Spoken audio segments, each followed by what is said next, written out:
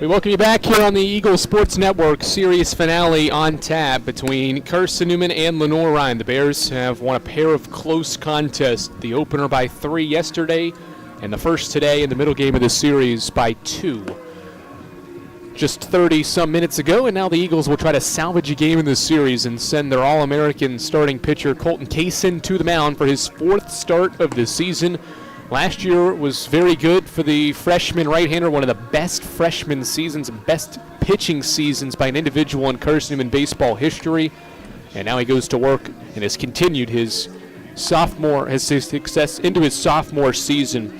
3 starts, 3 appearances, 3 wins, 1 complete game. That was last weekend at Lincoln Memorial. 7 hits, a run allowed, a walk, 16 strikeouts for the year. That run scored was against Charleston in a game that he eventually retired 9 straight. In 2 of his 3 starts, he's retired 9 straight batters. This kid has been outstanding, and he'll go to work against an LR batting order that has had great success. They've scored 19 runs in 2 games, and we'll try to pad on some more here in the finale and try to win and sweep the Eagles this weekend. Colton Kaysen gets into his windup at 3:42 p.m. We're off and running in the opener, or in the finale, and it's ball 1 away.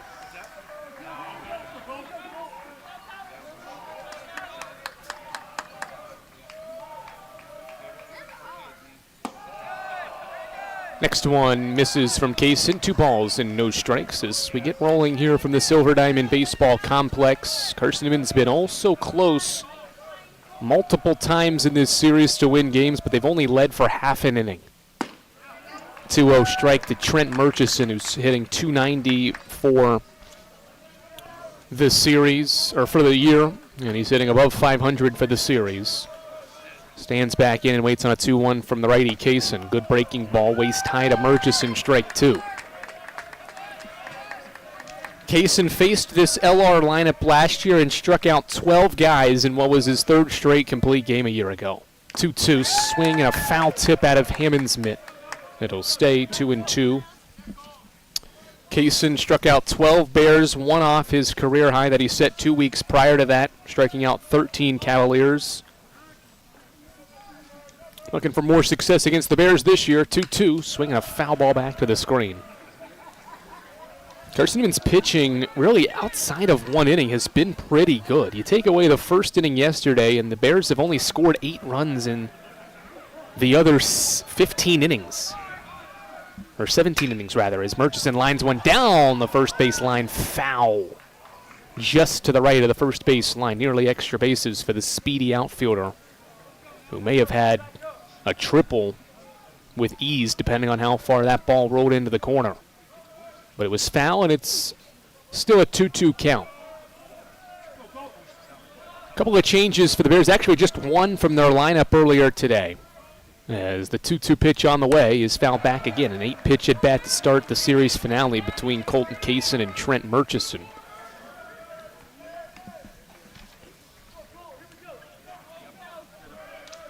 The left-handed hitting center fielder steps back in to face the righty Kaysen, who fell behind 2-0 but has fired 6 consecutive pitches in the zone. Not that time, though. Tried to backdoor a breaking ball and missed away, 3-2. This is a quality at-bat to open things. This will be the 10th pitch of the game and of this at-bat. Payoff. Line drive foul. Murchison was ready for Kaysen's 91-mile-per-hour heater and crushed it foul. Now Kaysen goes back to work. 110 career innings for the sophomore, the 3-2. Breaking ball is called strike 3. Well done by Kaysen. A long battle results in a strikeout looking to start things here in the finale. Great work from Kaysen. Needed 11 pitches to punch out Murchison, but he finally gets him. And there's 1 away in the top of the first. First one, a Leighton Lackey's a changeup low for ball 1. Kevin Hammond catching Colton Kaysen. The infield's the exact same as it's been for every game in this series. Floyd, Nathan, first and second. Peter Skipson, short and third. 1-0 to Lackey, swing and a miss at a fastball at 90. The outfield the same as well. Left to right goes Maddox Green, Braxton Smith, and Bradley Soto Diaz. CN's only change is in the DH spot. More on that when the Eagles come up to bat in the home half of the first. 1-1. Tried to go away with a changeup and missed outside 2-1.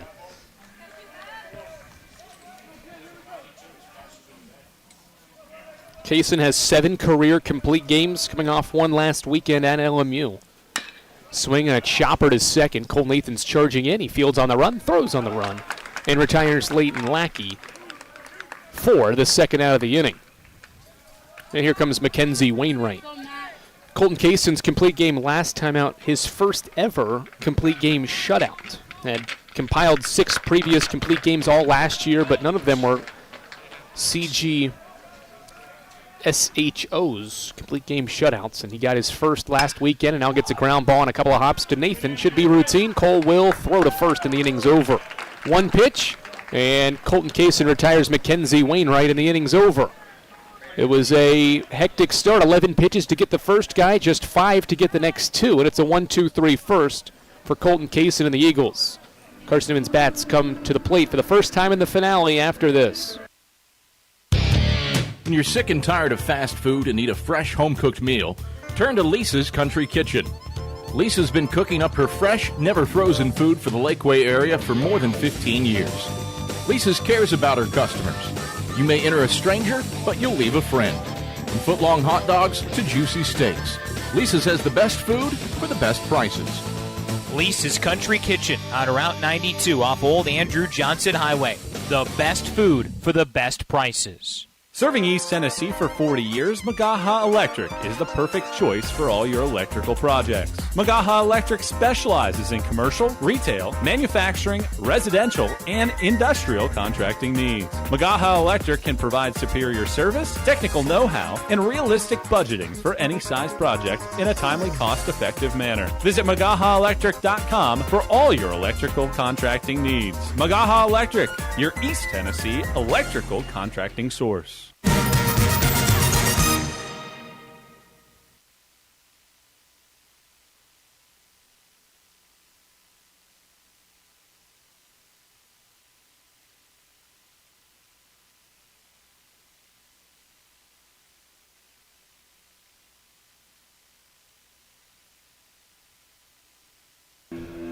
Kellen Gradisar is the starting pitcher for Lenoir-Rhyne in Game 3. 13 innings in his first 2 starts. He's been tasked with getting the 7-inning game in the series finale the first 2 weekends. His first start, 6 innings of 2-run ball with 2 strikeouts against Columbus State, and then a complete game shutout, as did Kaysen last weekend. Against Wingate last weekend, 7 hits, allowed 4 strikeouts, but the main theme with Gradisar, he has not walked anybody in his first 13 innings this year. 1.38 ERA and a 1-0 record for the 6-foot junior right-hander from Missouri City, Texas. He takes the mound and faces Maddox Green to start the home half of the first, and it's a breaking ball for a strike to Maddox Green, who has boosted his batting average to .312 thanks to a weekend that has seen him collect a team-high 5 hits and 10 at-bats. 0-1, chopper to second, off a couple of hops, Stillinger fields and throws out Green. 1 away. And here comes Colton Evans. He's the main change in Carson-Newman's lineup. He is DHing and up to the 2 spot. Besides that, everybody else started earlier today. The lineup just shifts around a little bit. Evans up to the 2 spot, Smith down to 8, and Pierce down to 7. Aiden Gibson back up to 6. In this game, as the DH Evans stands in and swings and flies the first pitch foul off to the right, making his 4th start of the season. 5 RBIs and a home run for the senior infielder. 3rd season for Evans with the Eagles, first that he's been healthy to play. 0-1 offering, changeup away. 1 ball and 1 strike on Colton Evans. He pinch hit in the game earlier today and flew out. Facing Gradisar here as the 1-1 is roped out toward right center field. Back goes Drew Beard toward the gap. He won't get it on a diving effort. It one-hops the wall. Evans rounding second. He will make a turn, but stop there with a one-out double. Nice poke into the gap by Colton Evans. And the Eagles have their first hit of the day, and the game's first hit.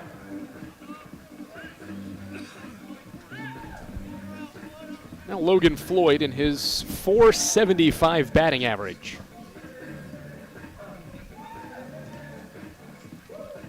Floyd has reached base in 46 straight games. He'll try to extend that streak in this 7-inning game and start the scoring here in the finale.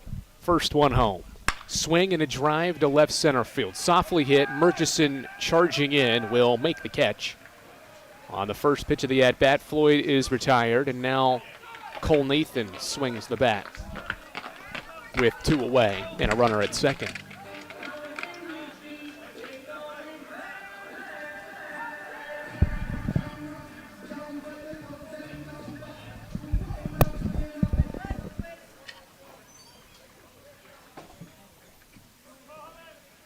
Cole Nathan stands in for Carson-Newman. He is 1 for 8 this weekend with an RBI. It was in the last game a sacrifice fly. Radisar pitches the first offering to Nathan. It's a fastball, or check that breaking ball at 82. That hits the lower part of the zone for strike one.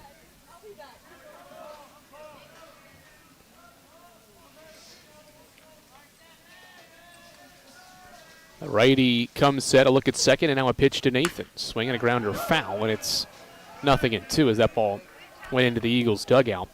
Gradisar tossed 5 innings last year, and he only allowed 1 earned run. Gave up 4 runs total, 3 were unearned, and suffered his second loss of the year back on April 12th of 2025. It was him and Kaysen last year in the finale, and now they'll do it again for the second straight year in a series finale. 0-2 to Nathan, missed inside and low, ball 1. In that game, Carson-Newman took advantage of 4 LR defensive errors. Eagles scored twice in innings 4 and 5 to collect a 4-2 victory in the finale last year to win that series. 1-2 to Nathan, swinging a chopper at the plate. It's a foul ball, according to the third base umpire, Michael Simpson. LR is saying that's on the home plate umpire to decide, but Michael Simpson behind the mound saw that ball either hit behind the plate or potentially off Nathan's foot, and now Adam Skanicki's out of LR's dugout. That ball hit just to the left of the plate.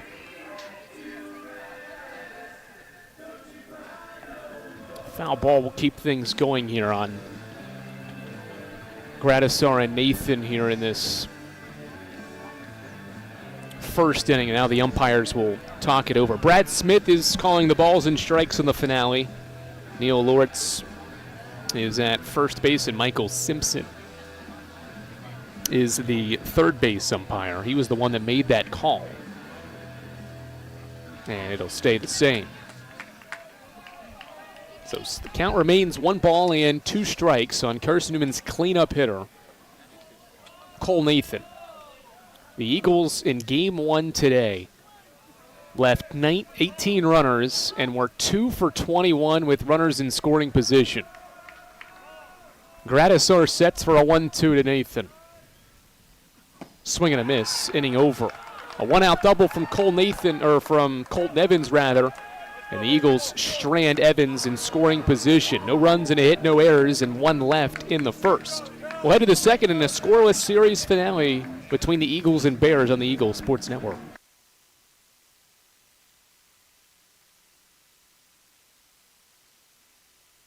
There's something about a small community that unites us, whether it's cheering on our favorite team or the way we come together in a crisis. Small communities are made up of people with big hearts. We're dedicated to hard work and innovation through sunny days and stormy nights. AEC is always here, powering the people and the places that make our community a spectacular place to call home. AEC, power what matters most. Insurance, it's about people, not things. It's about security. It's about confidence. It's about relationships. It's about trust. It's about you. As a local independent agent, Bible Insurance Agency can design an insurance program that's just right for you and your family. Give the people you love safe, sound, secure protection from Auto Owners Insurance. Call Bible Insurance Agency 423-586-4320 or go by 1600 East Andrew Johnson Highway in Morristown.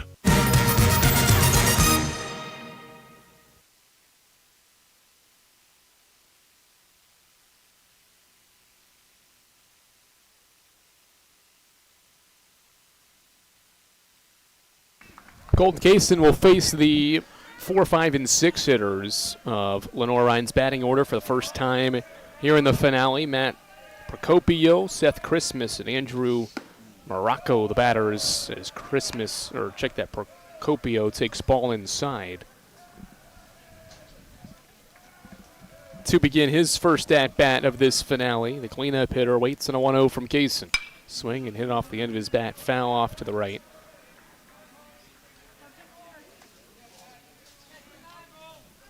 One ball and one strike with Carson-Newman and Lenoir-Rhyne battling in the series finale. Eagles trying to salvage a game in this series. Two close losses leading into this finale for CN as Procopio fouls one back and the count shifts to 1-2.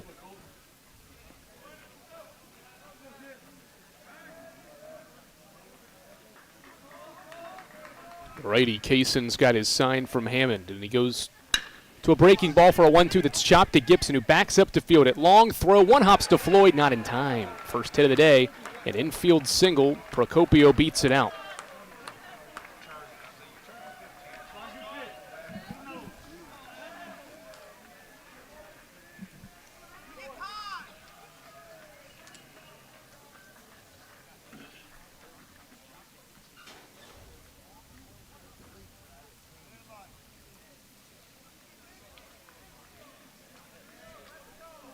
Time called, and the umpires are pointing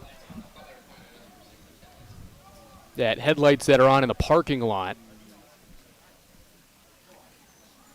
And so that is what's halted play. There's somebody either in their car or their lights are on in the parking lot, and so that is why things have come to a halt here for a second.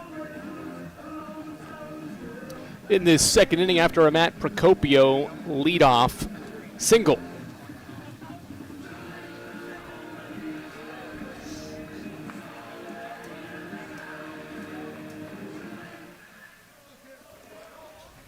Now we're ready to roll with Seth Christmas batting with a runner at first. Christmas hit for the cycle earlier this week, had 2 home runs yesterday, and takes a breaking ball for strike 1.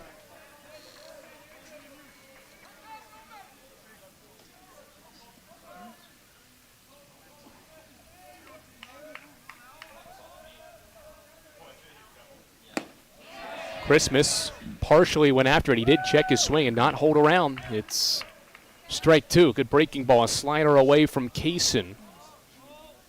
And the count goes to 2-0, or 0-2.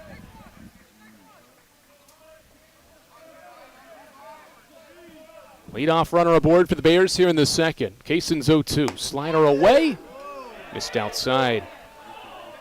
Good placement there by the sophomore righty. Did not get the call. Had a waste pitch, though. Now the count's 1-2.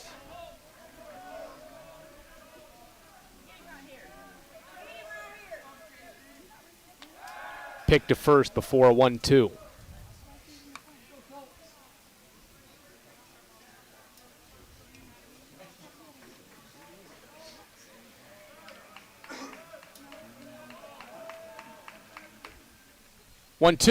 Swing and a miss. Colton Kaysen's got a strikeout of Seth Christmas, and that's the first out of the inning with Andrew Morocco, to come up to the plate, making his third start of the year. He's 1 for 5. His hit was an RBI double.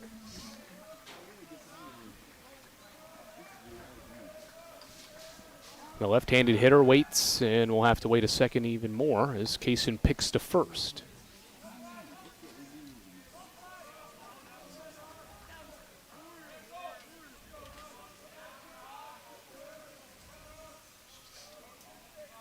The sophomore Kaysen comes set. One out and one on. First pitch swinging is Morocco, and he lines it up the middle for a base hit.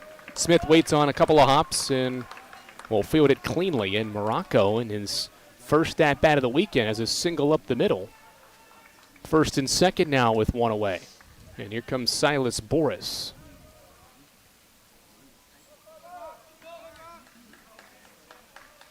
Boris down to the 7th spot. He mainly batted 6th up until this game. 2 hits and 8 at-bats. One of just a handful of Bears that have batted it this year or this weekend that don't have an RBI, as he swings and misses late on a fastball for strike 1. Colton Kaysen pitching with traffic here on the bases. All right, he comes set. A look back at second, and now he offers one home. It's a swing and a miss on another fastball by Boris. 0-2.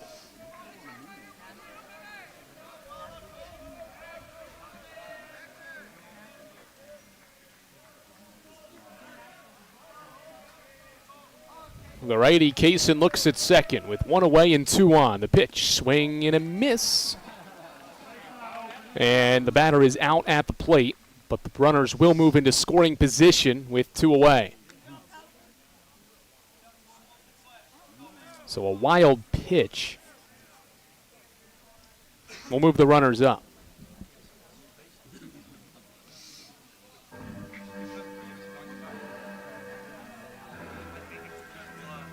So now Andrew Stillinger, the lefty. Kevin Hammond will talk it over with his pitcher Kaysen in this 2-out, 2-on situation in the second inning.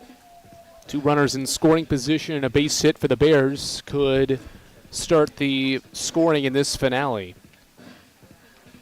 The hit by Morocco is just the second hit off Kaysen this year with runners on base. This season, with runners in scoring position, Kaysen's been really good. There's just been 1 hit with runners in scoring position against Kaysen this year. He's only allowed 1 earned run as well, but misses to Stillinger to start this at-bat. 1-0.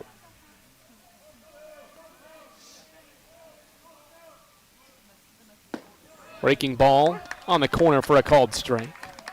30th pitch of Kaysen's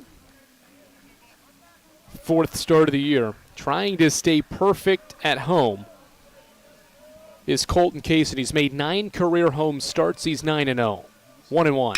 Line drive, left field. Maddox Green dives. Can't come up with it. 1 run scores. The second one will score as well, and it's 2-0. 2-out base hit for Andrew Stillinger, drives in a pair of runs, and the Bears strike first in the finale.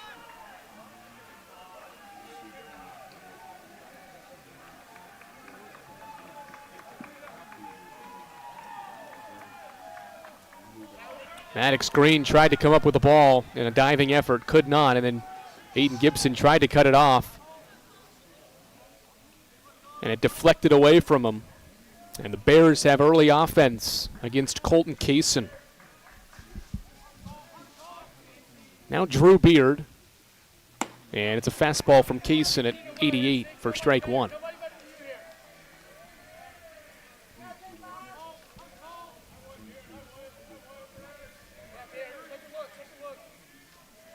Nothing in 1. Breaking ball in the corner for strike 2. Nothing in 2 on Drew Beard, the 9-hitter for the Bears. Trying to extend what's already a 2-run inning for LR's offense against Carson-Newman's All-American right-hander, who had allowed just 1 run in his first 3 starts. He's allowed 2 on 1 hit in this inning. 0-2, and it'll wait as he goes to first.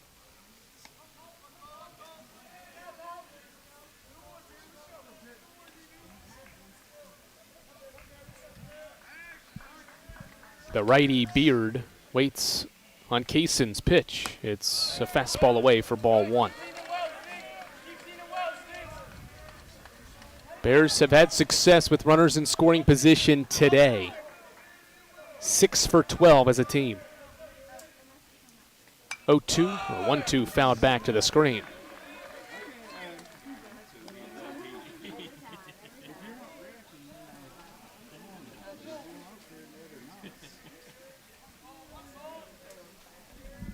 Still injured at first after his 2-run single with 2 outs. Can Kaysen get out of this inning?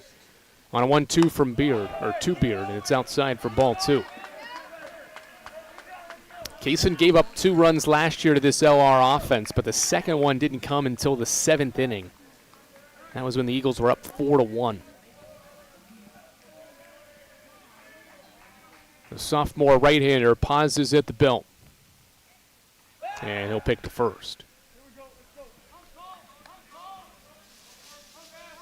Keep going,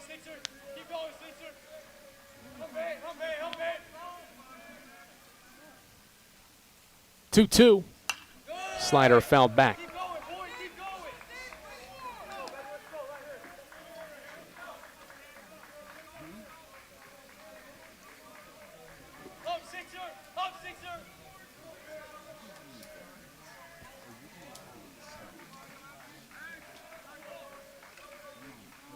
Seventh pitch of the at-bat. A line drive to right. Bradley Soto Diaz positioned well, and he'll make the catch without barely moving to end the inning. But it's a productive inning for the Bears. They scored twice against Colton Kaysen on 3 hits, no errors, and they strand a runner on base. 2-0 LR lead after an inning and a half here at the Silver Diamond Baseball Complex in the series finale between the Bears and Eagles on the Eagles Sports Network.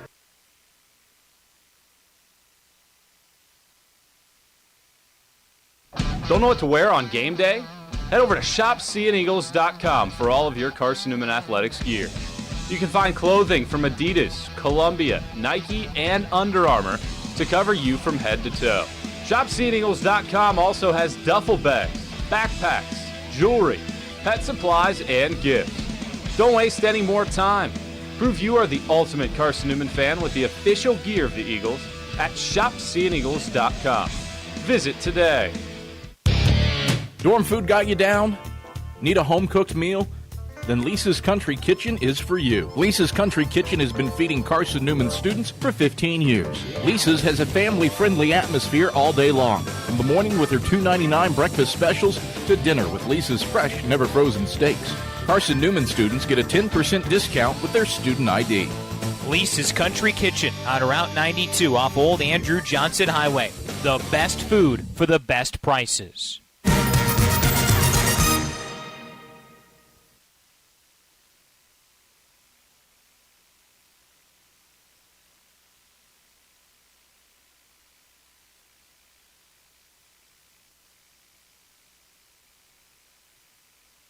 Bradley Soto Diaz will get his first crack at Kellen Gradisar in this series finale, with now Carson-Newman trailing 2-0 here on the Eagles Sports Network. Andrew Rogers, glad to welcome you back here to Jefferson City, Tennessee, as Soto Diaz lines the first pitch foul. He was out in front of a breaking ball, and it's 0-1.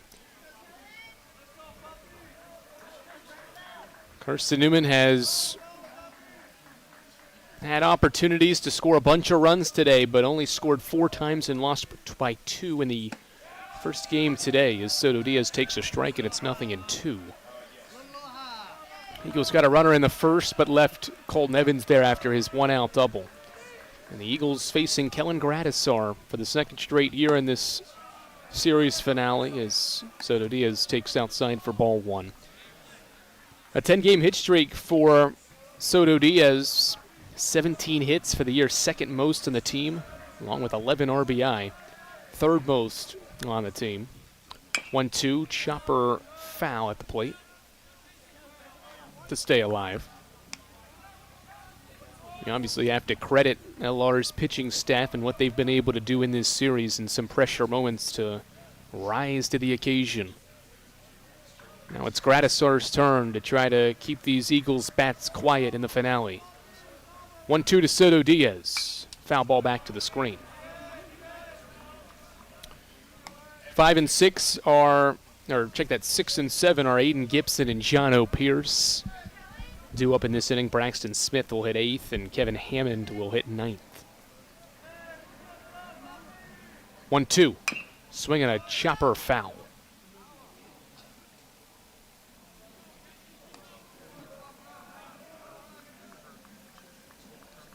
Last year against Gradisar, the only returning Eagles that had a hit against him are Aiden Gibson, who's on deck, Seth Benner, and Logan Floyd. Eagles had 7 hits, and 3 of them came from senior outfielder Spencer Williams, as Soto Diaz bangs another one foul.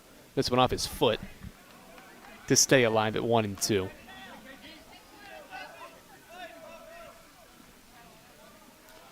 The Eagles didn't get to him until LR's defense made some mistakes in innings 4 and 5, and they got to him with 2 runs in each of those innings to take the lead.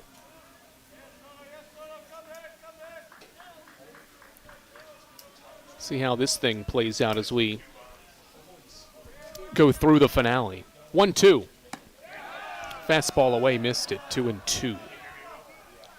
Gradisar took a step toward the left side of the mound, anticipating that he was going to get a strike 3 call from the home plate umpire. Brad Smith didn't get it, though. A 2-2 to Soto Diaz. Swing and a ground ball to third. Boris off 3 hops will field and throw it across the diamond where Wainwright stretches out and makes the play. Out number 1, and now Aiden Gibson will bat for Carson-Newman.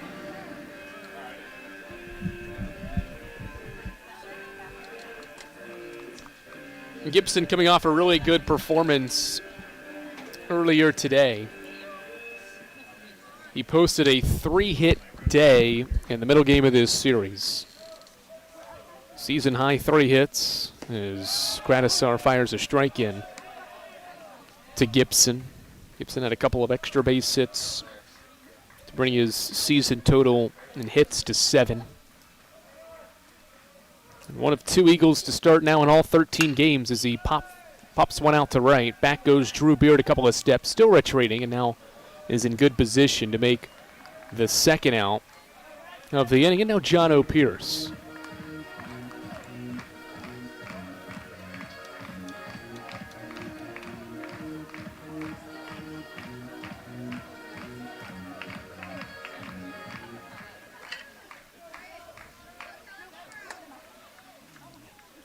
The righty Gradisar goes to work against John O. Pierce and misses outside for ball 1. Good command of the zone for Kellen Gradisar, the junior. Again, no walks in his first 2 starts of the year, and he's fired 18 strikes in 23 pitches. And rarely he'll fall behind 2-0. Just the second time in 7 batters faced, he's thrown 2 balls in a count. He's back in the zone with a strike to Pierce.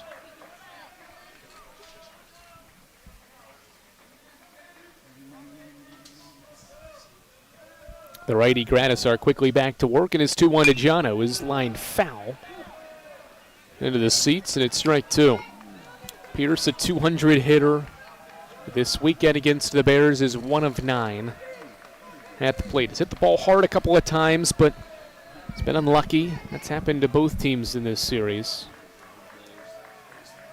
Deuce is across the scoreboard in a 2-0 game, and Gradisar thought he had strike 3. It's ball 3.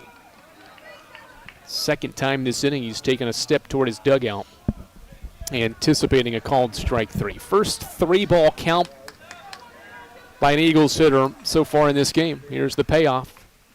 Swing and a fly ball to right. Beard will see it hang up for him, and he makes the catch, inning over.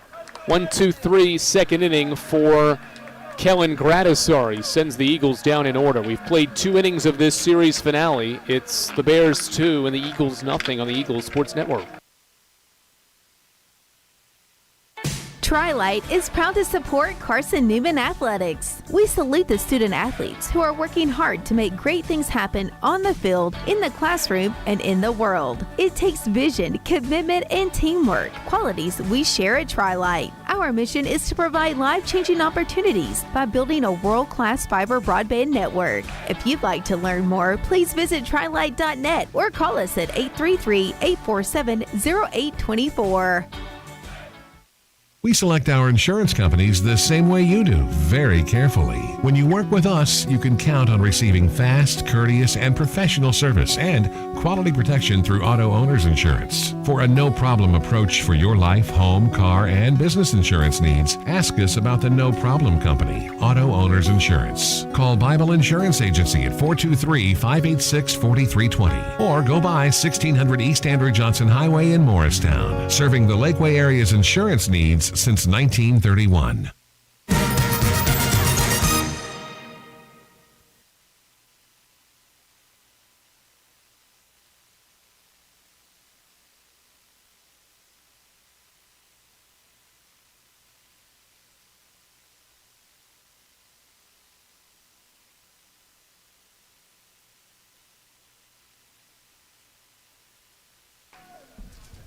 Top of the order for the Bears to begin inning 3 as Colton Kaysen goes to work against Trent Murchison, and the first offering is a breaking ball outside for ball 1. So Kaysen gave up a couple of hits, 3 total in that second inning. Bears scored twice on a 2-out single by Andrew Stillinger. 1-0 fastball, a strike. 4th and 5th runs batted in by the second baseman here early in the year. 1-1 to the center fielder, runs inside, nearly hit him. He leans out of the way and falls forward. Ball didn't hit him, so it's a 2-1 count.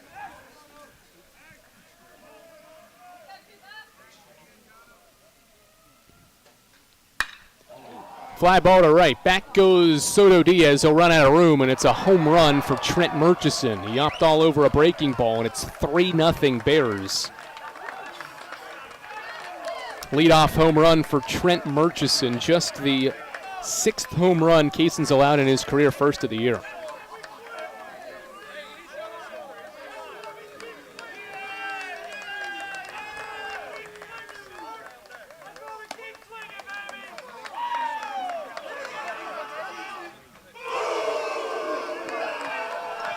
Bears have their first long ball of today's games. They've got their 15th of the year. And now Leighton Lackey against Kaysen, and Kaysen goes to a changeup and gets a swing and miss.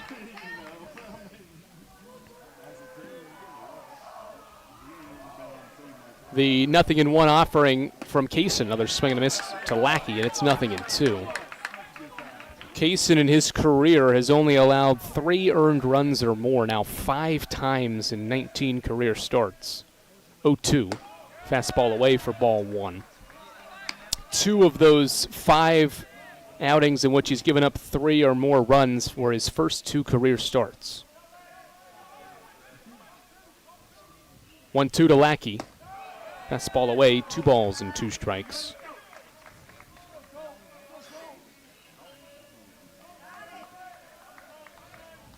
The sophomore Kaysen fires a 2-2 that's hit on a 1-hop to Floyd, who dives to his left to make the play, and he'll take it there himself for the first out of the inning. Good defensive play there by Logan Floyd to retire Leighton Lackey, and there's 1 away here in inning 3.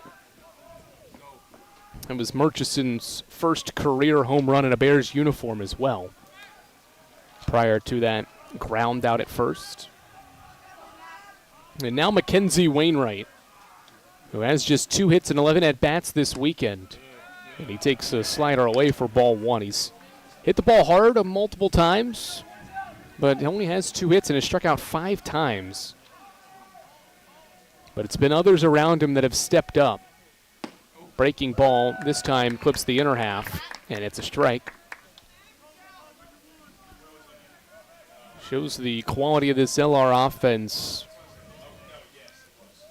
around him as a 1-1 pitch bounces into the turf, and it's 2-1. Christmas has drove in 6, Lackey's drove in 4, Procopio's drove in 3, Beard has drove in 2. All those guys have helped produce runs when Wainwright's been able to come up with just 2 hits. The reigning region player of the year takes strike 2.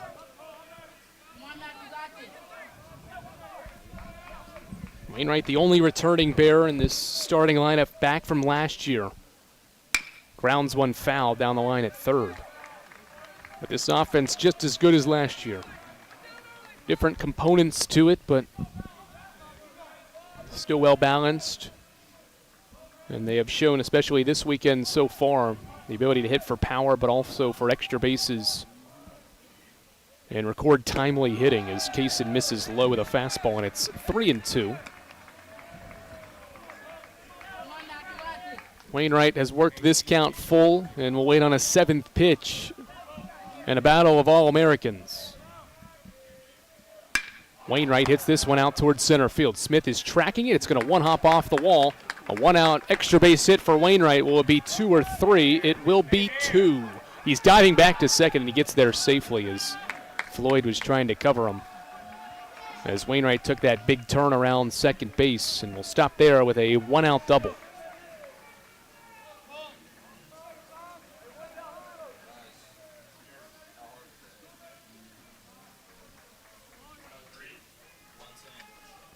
Wainwright rips a 110-mile-per-hour double to left center. And now Seth Christmas. I'm going to check that Matt Procopio here. He's behind a fastball for swinging strike 1. Kaysen's allowed 5 hits, 3 runs, and 3 strikeouts here in his 4th start of the year. Has not lost a home game in his 9 career starts here at the Silver Diamond Baseball Complex. 0-1 foul ball makes it 0-2.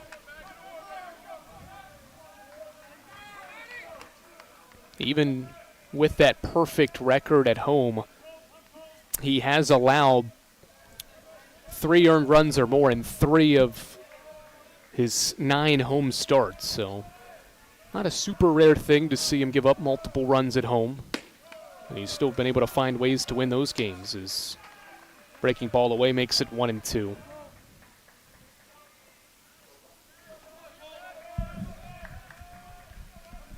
Wainwright at second after his one-out double.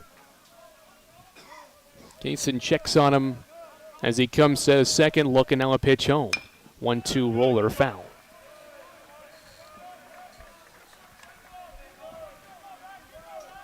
Pitch count rising rapidly on Kaysen. He's thrown 58 pitches to record 7 outs so far. The Eagles have utilized 7 arms this weekend. They'll pick to second base. Wainwright back safely. Head first slide into the bag.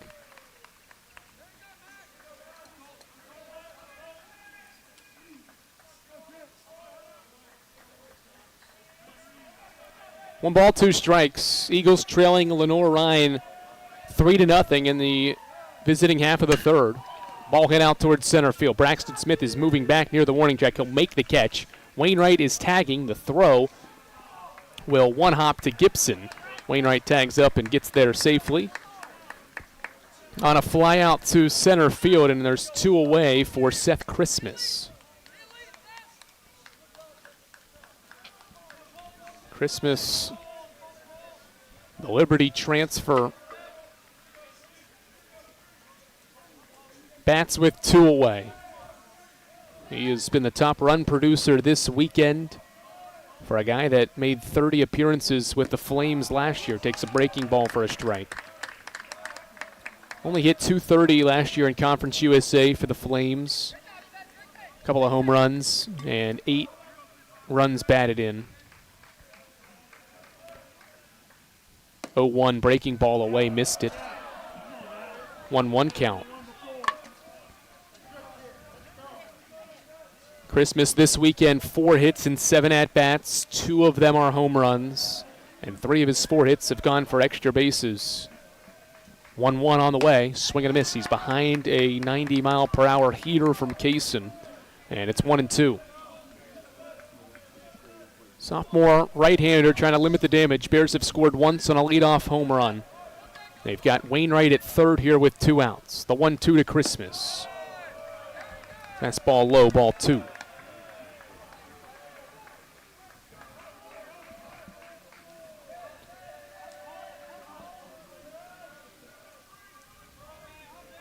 Two balls, 2 strikes, 2 outs. The pitch to Christmas is fouled back. Bears have had some great at-bats against Kaysen to run his pitch count into the mid-60s. Not even through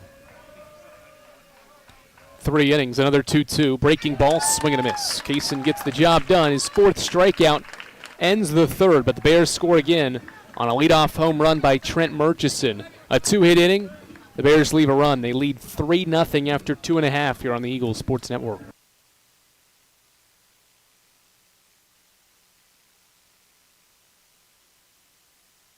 How do you know you're in a community, not just a town? Well, strangers smile as they walk by. They refill your coffee without you asking. And when you ask directions, people offer to walk you there. Communities give more. The way you know when you walk into First Bank that you are in a real community bank. Great products, direct access to your local bankers, and relationships that can last a lifetime. Don't just have an account. Have a community with First Bank. Member FDIC. At InterDigital, we strive to be a leading provider of cutting-edge digital and marketing solutions. At InterDigital, we want to help our clients find success. Our team of technology gurus work together to ensure InterDigital continues to progress forward as technology advances. At InterDigital, we make technology work for you. Visit interdigital.com for IT support, web development, virtual tours, graphic design, internet marketing, mobile app, and film production services. InterDigital, laser focused on your success.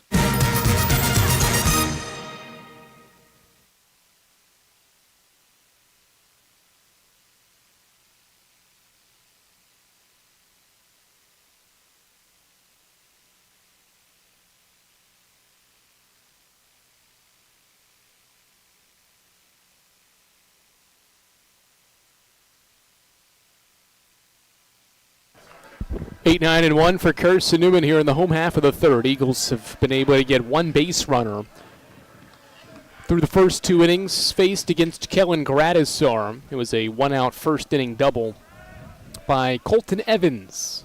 It's Braxton Smith, Kevin Hammond, and Maddox Green scheduled to hit here in the 3rd as Smith takes a strike from Gradisar. 0-1.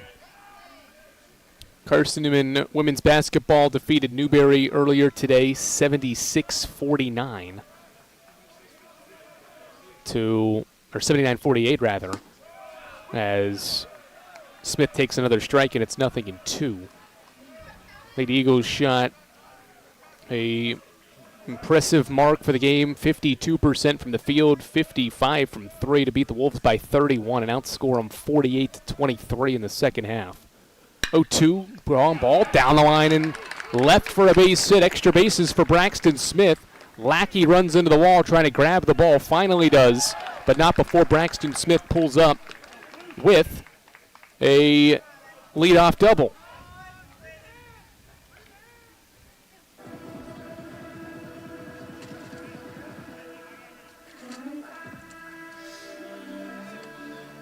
Now Kevin Hammond for Carson-Newman.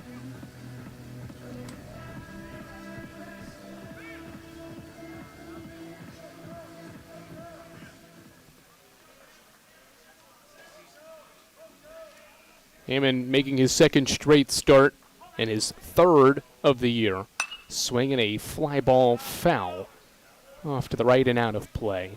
Strike 1 on Carson-Newman's starting catcher, who has 4 at-bats this year. Has drawn a walk. He's been hit by a pitch, but still looking for his first career Carson-Newman hit. Hoping that comes in the finale here today.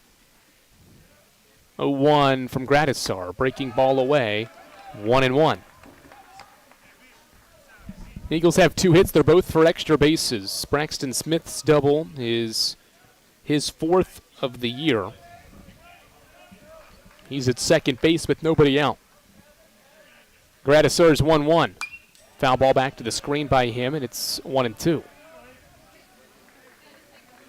Well, remember, this is just a 7-inning game here in the series finale, and so limited opportunities for the offenses to produce. 1-2 set for Gradisar, and he pitches to Hammond. A foul ball back to the screen again. The Eagles had a lot of opportunities earlier. Could not break through and come up with that big hit despite 21 at-bats with runners in scoring position. Getting one opportunity here with Hammond, a 1-2. Breaking ball away, gets away as well from the catcher Christmas, and that will allow Smith to move to third.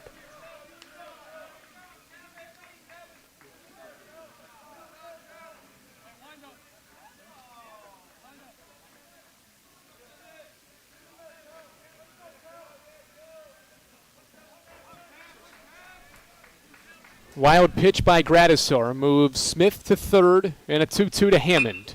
Chopper right side. Smith's going to go to home and score. Wainwright will go to first, and Hammond does the job. It's a 3 unassisted put out at first. Braxton Smith scores. Eagles have their first run of the finale. It's 3-1 with 1 out in the third. Again, don't lead them all back at once, but got to take advantage of little opportunities like that. A double, a wild pitch, gets a guy to third. Hammond does the job. It's 3-1. Now the top of the order bats against Gradisar. And Kevin Hammond has his first career RBI in the Eagles orange and blue. Maddox Green takes a high fastball for ball 1. Gradisar's thrown 40 pitches, and 30 of them have been strikes. He has lived in the zone through the first 2+ innings. And gets a foul ball here at the plate to even the count at a ball and a strike. Mentioned Carson-Newman women's basketball's win over Newberry. The men are in action right now. Trailing by 6 at the under 8 timeout. Or up by 6 rather, 20-14, despite 36% shooting early on. Gradisar has the sign from his catcher Christmas, and the 1-1 to Maddox Green is a fastball waist high for strike 2. Ball and 2 strikes on Maddox Green, a 300 hitter in his rookie season. Already up to 12 RBI as well, second most on the team. And he takes a breaking ball away to make it a 2-2 count.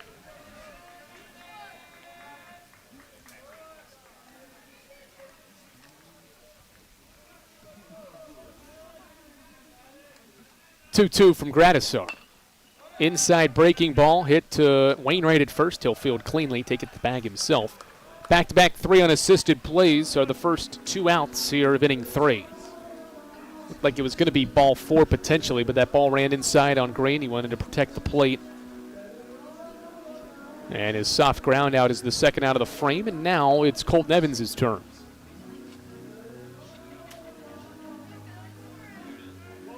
Evans has one of Carson-Newman's 2 hits. That was a double to right center field in the opening inning.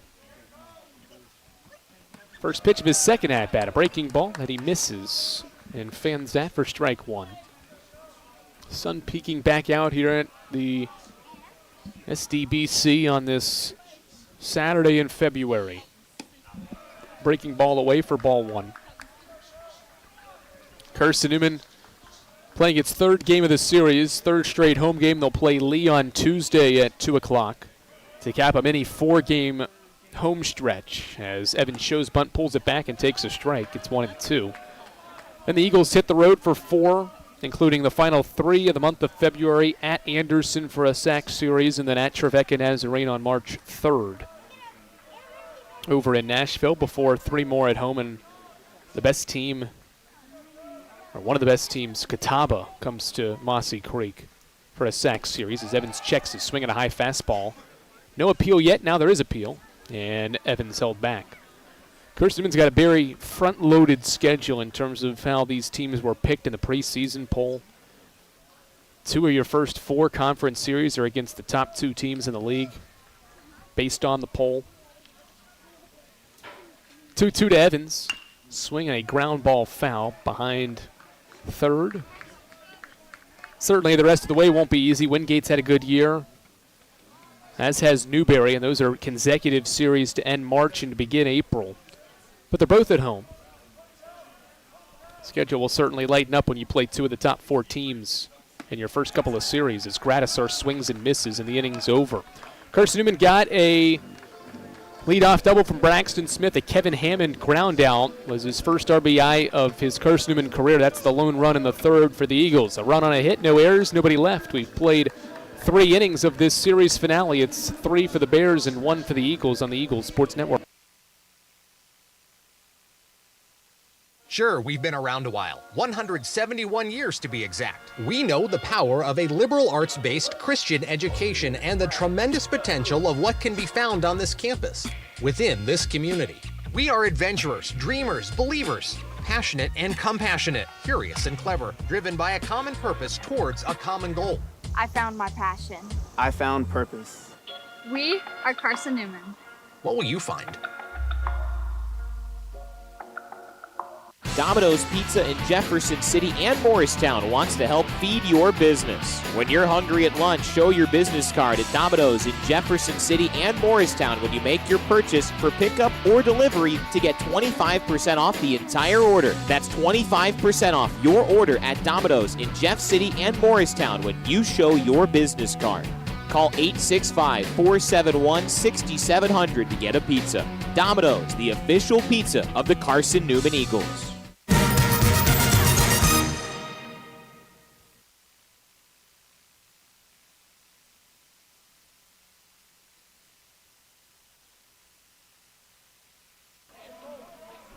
Andrew Morocco will lead off for the Bears here in the visiting half of the 4th inning. The DH getting his first start of the weekend. And just his 3rd of the year. Waits on Kayson's first offering. It's a breaking ball that is skied high into the air. Foul ground. Soto Diaz going into foul ground up the hill. Makes the catch. Great play in foul ground as Soto Diaz made the charge up the hill. And he snags it out of the air for out number 1.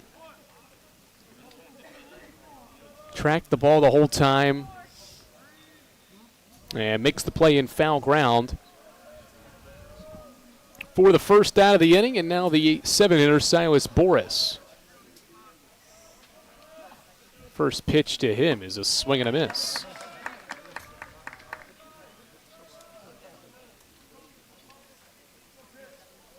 Kaysen at 67 pitches, 47 are strikes as he pitches into the 4th inning and fires a strike on the corner, and it's 0-2.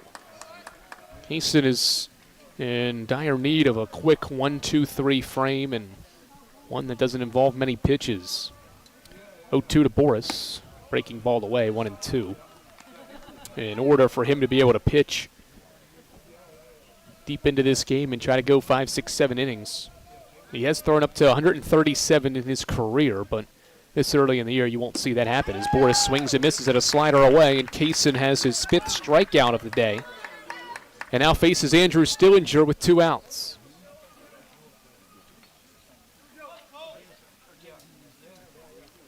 Stillinger responsible for the first 2 runs of this finale, a 2-run single to left in the 2nd. He went opposite field with it, a line drive to left. As Kaysen's fastball is a strike on the corner. 0-1 on LR's second baseman in this finale. Bears trying to sweep the Eagles. 0-1 fastball rises high, and it's a ball on a strike. Carson-Newman entered the weekend leading the series 69-42. Now the series is 69-44. Bears have won 3 straight. 1-1 breaking ball dips below the zone, and it's 2 balls and a strike.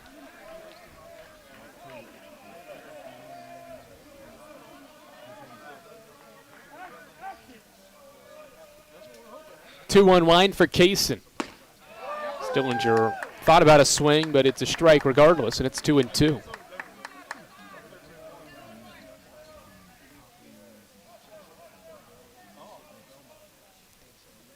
The 2-2 from Kaysen. Tried to go fastball away and didn't get the call.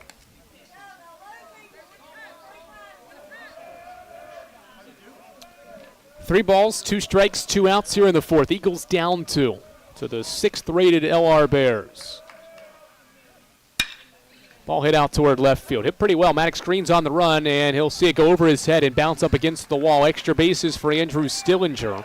It's a 2-out double to left. Drew Beard will bat here with 2 outs. He is the 9-hitter. Stillinger continues to have a good finale. He's seen the ball well off Colton Kaysen. Single and a double for the second baseman to give Drew Beard a chance here in the 4th.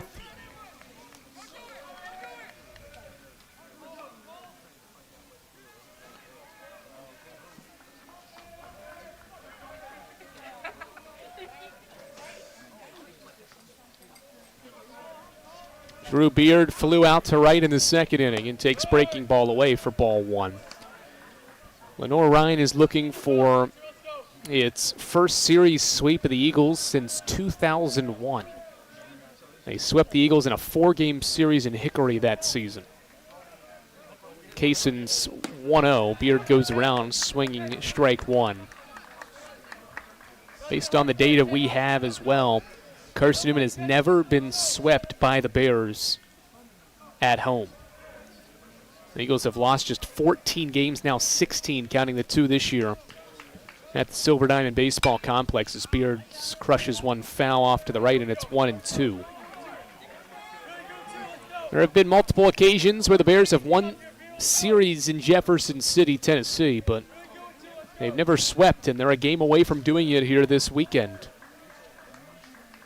Up 2 in the 4th.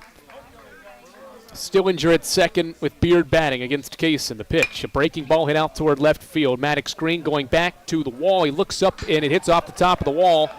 Bears will lead by 3 runs. It's 4-1 on Drew Beard's double to left. Back-to-back doubles with 2 outs extend LR's lead.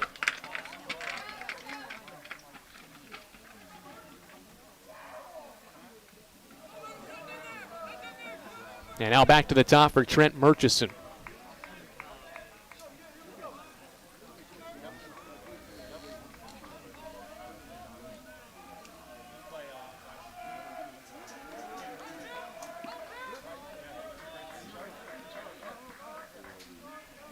First one he sees. Inside fastball, a called strike. 81 pitches for Kaysen. The Bears have 7 hits off Colton. 4 earned runs have scored and 5 strikeouts for the sophomore righty, who's now has matched his career high for runs allowed in a game as Murchison grounds one foul, and it's 0-2.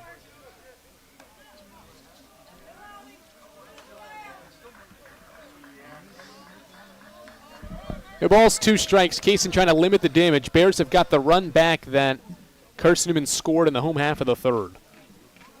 To get the lead back to 3.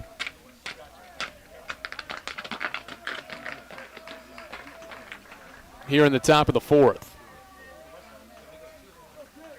The righty Kaysen comes set. Glove at his belt and the pitch home. Foul ball back to the screen.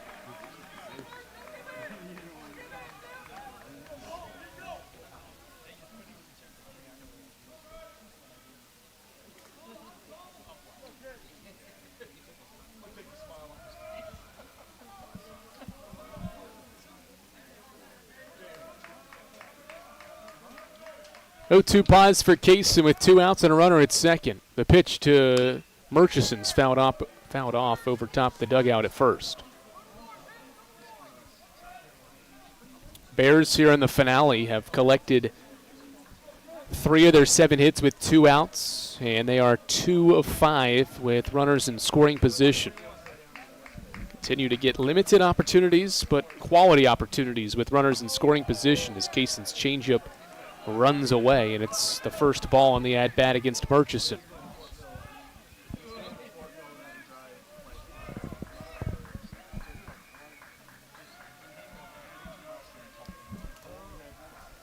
Long look in for Kaysen. 6 seconds on the pitch clock. He sets at 4 and now pitches at 3, and it's fouled back again.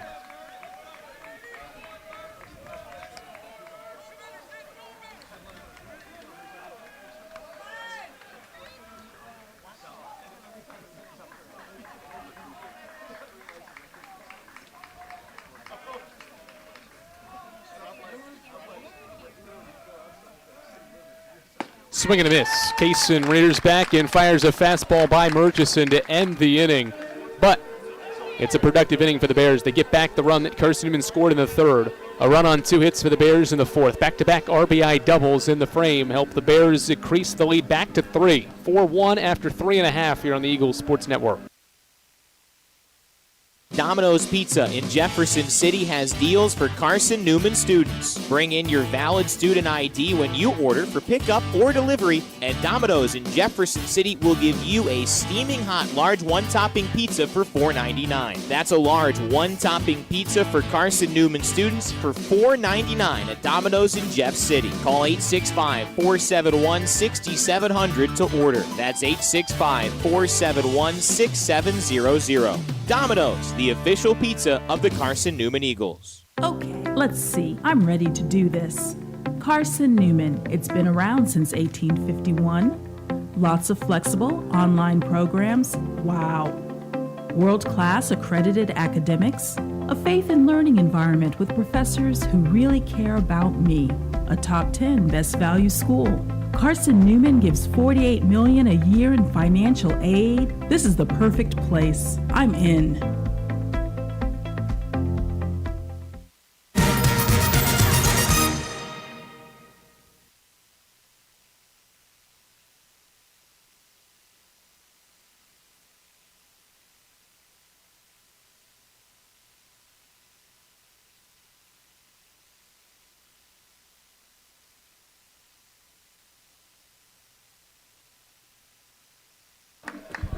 Logan Floyd will start the fourth inning for Carson-Newman. The Eagles back down 3 with 4 at-bats guaranteed left in this series finale. First one of the inning from Gradisar is a line drive over top of shortstop, and Procopio into left field for a base hit.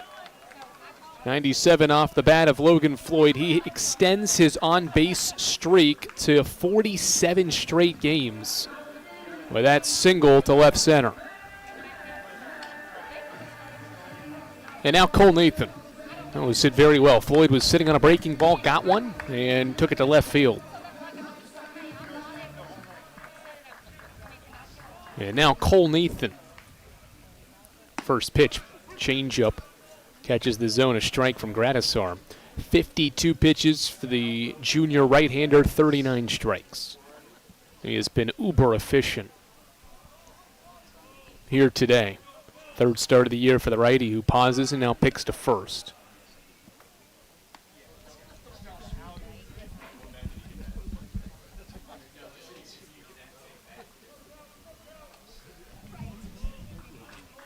Eagles have collected 3 hits in this game as Cole Nathan gets hit in the back, and I think Gradisar knew it immediately.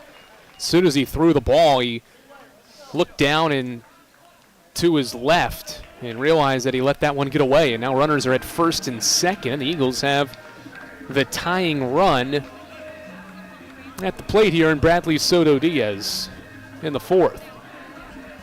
The Eagles have 3 hits in this game. They now have collected 25 for the weekend and are hitting above 300 as a team, but have just 14 runs to show for this weekend, in large part to allowing 18 runners to be left last game. First and second, nobody out. Soto Diaz shows bunt, pulls it back, and takes a strike. Soto Diaz has some good speed, so if he does place a bunt down and LR's infielders aren't ready for it, he could sprint up to first and get an infield single. See if he keeps that bunt potentially on. He pulled it back pretty quickly after that first offering. Here's the 0-1. He'll swing away and foul it off. Strike 2.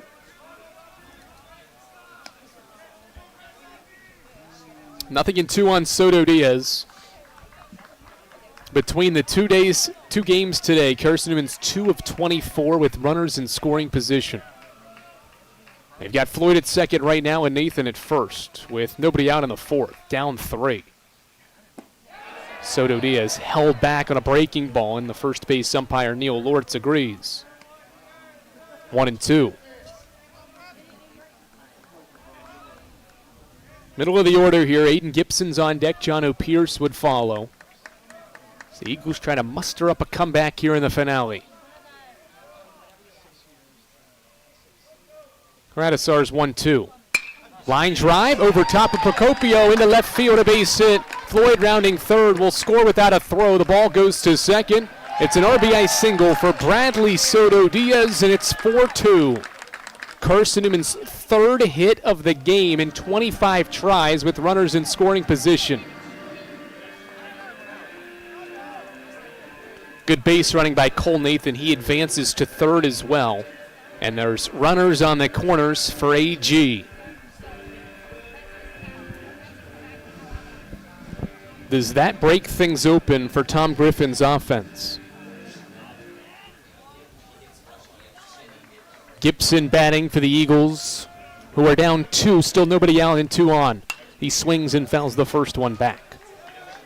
First real game pressure that Kellen Gradisar has dealt with in his start here against the Eagles. He had a situation 1 out with a runner at second in the first, and then he had a leadoff double, but the Eagles scored that run quickly, and there was no other runners in that frame. Swinging a ground ball to third. Boris Fields goes to second for 1. Back to first. Double play. Bears turn 2. Gibson does score a run on the ground ball. It's 4-3, but the bases are clear. And Tom Griffin wants to have a conversation with Neil Lortz. We'll get a look at it here on our video stream, and it was close.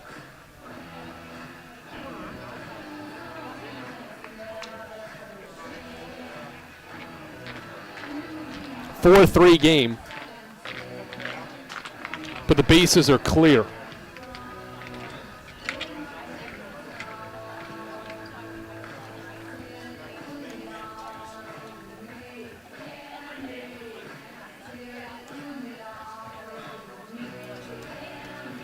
Jono Pierce will be up for Carson-Newman with nobody on. Gibson, though, is still standing at first base. And after a conversation, I think Gibson's going to still have to leave first base. It'll be 4-3 after the ground ball double play. That's a big play.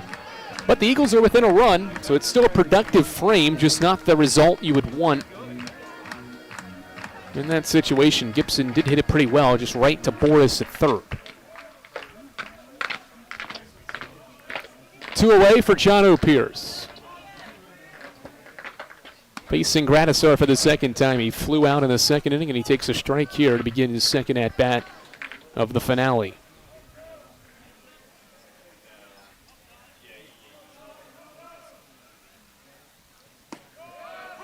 Strike 2 on Pierce.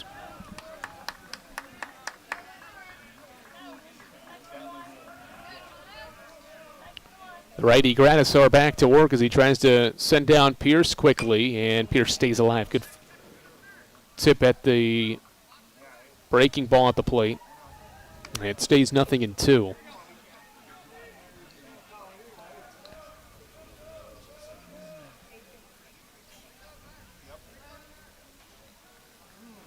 Gradisar's got the sign from Christmas.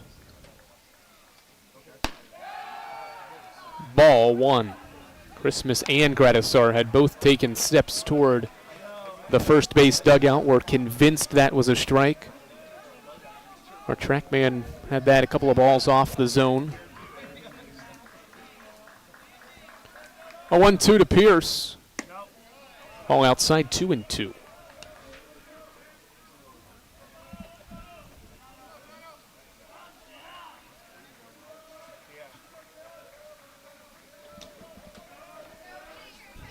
Count even on Jono. He's 0 for 1 here and 1 for 10 this weekend, and he swings and misses chasing a breaking ball, and the inning is over. But it's a productive frame for Carson-Newman. Despite a double play in the frame, the Eagles score twice on 2 hits on an errorless fourth for the Bears, and the Eagles don't strand anybody. We've played 4 innings of this finale. Eagles back within a run. It's 4-3 as we head to the 5th on the Eagles Sports Network. This is Carson-Newman men's basketball alum Taylor Hawkins. I want to help your family secure its financial future. I'm with Modern Woodman Financial Planning, where we touch lives and secure futures. Let Modern Woodman protect your family's financial security through life insurance, retirement planning, and financial services. You can contact me, Taylor Hawkins, at cneagles.com/Modern Woodman. That's cneagles.com/Modern Woodman. Help secure your family's financial future through Modern Woodman Financial Planning. The #1 source for Carson-Newman athletics gear, shopseeandeagles.com, where you can find gear from Adidas, Columbia, Nike, and Under Armour. Shirts, jerseys, sweatshirts, shorts, pants, hats, and scarves. ShopSeeAndEagles.com is your source for everything CN. You can even show your school spirit on your smartphone or tablet. All of your game day essentials can be found in one place. ShopSeeAndEagles.com.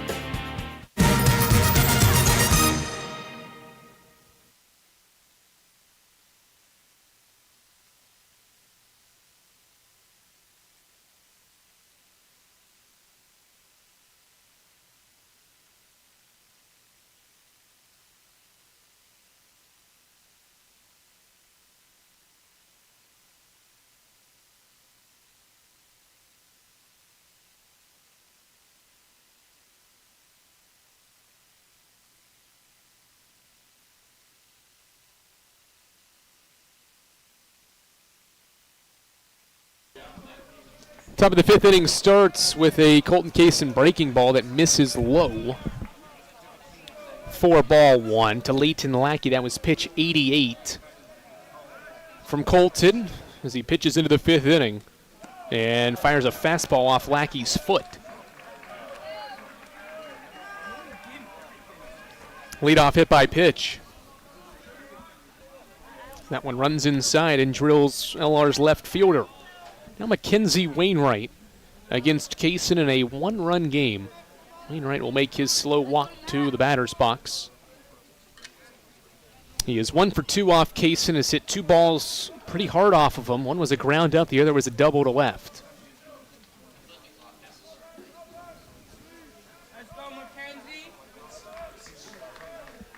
The first baseman stands in and takes a breaking ball high for ball 1. 90 pitches for Kaysen now. 61 of them have hit the zone. He's not walked anybody in this game, and that hit by pitch was his first freebie issued here today. 2 All-Americans facing off here, the 1-0. Breaking ball away, 2-0. Kaysen was the conference's pitcher and newcomer of the year. Or freshman of the year, while Wainwright was the Sacs player of the year last year. 2 of the best in the league battling once again here today as Kaysen will have a conversation with Kevin Hammond after a couple of balls have missed the zone. 90 pitches for Kaysen as he tries to navigate this fifth inning. Don't know if the Eagles have anybody up and throwing or not, but they have used a lot of guys this weekend to get to this point. Denver Slifka, Kyle Adams, Alec Wilson, Eli Norris, and Brock Culpepper have all been used, and the Eagles are going to go to that pin and take Kaysen out after 90 pitches here in the fifth. One-run game. It's 2-0.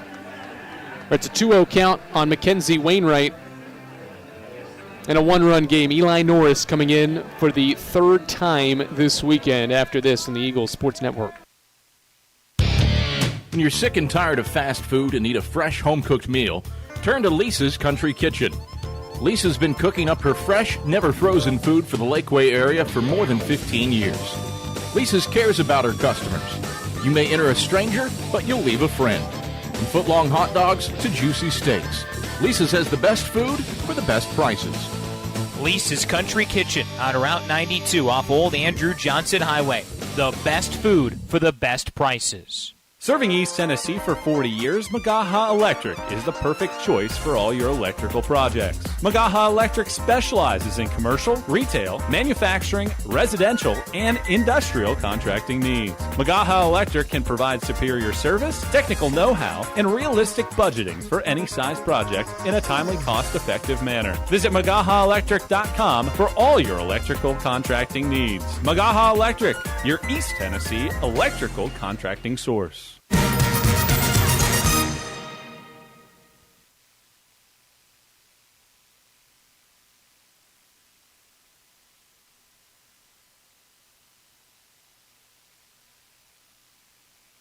Eli Norris will pitch for Carson-Newman with the Eagles trailing by 1. Norris has pitched in now all 3 games of this series. He pitched an inning and a third in the opener yesterday, gave up a run and struck out 2, threw 12 pitches, and then in the game earlier today, got the final out of the game, or in the top of the ninth, and only threw 5 pitches. He inherits a runner at first and nobody out, and a 2-0 count on Mackenzie Wainwright, and fires a fastball outside to make it 3-0. Tough situation to get into here. You're facing off against the reigning region player of the year, who's ahead in the account.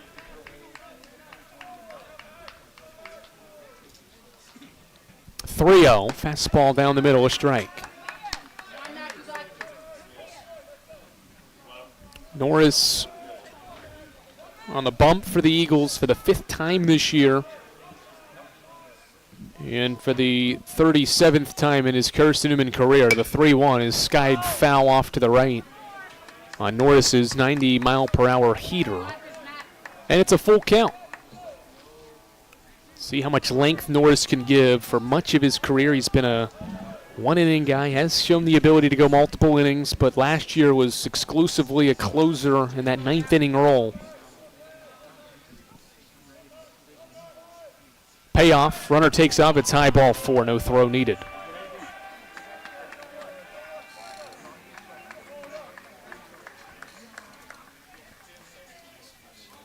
First and second now for the Bears, and Matt Procopio batting.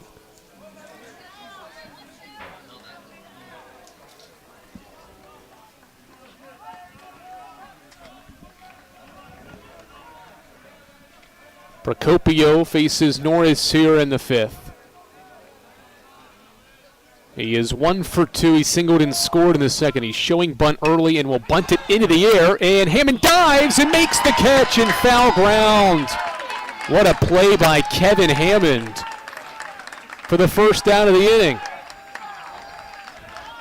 How about the Lipscomb transfer and a diving catch for the first out of the 5th. It was bunted in the air, and Hammond was the only one that could get it, and he did. 1 away now for Seth Christmas.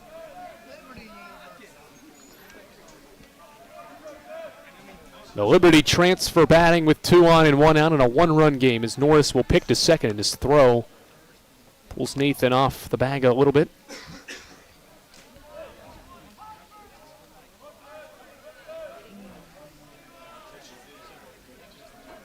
Four-3 game. Christmas waiting on a first pitch from Norris here. Christmas is 0 for 2 with a couple of strikeouts against Kaysen, and now swings and fouls, tips one into the mid for strike 1.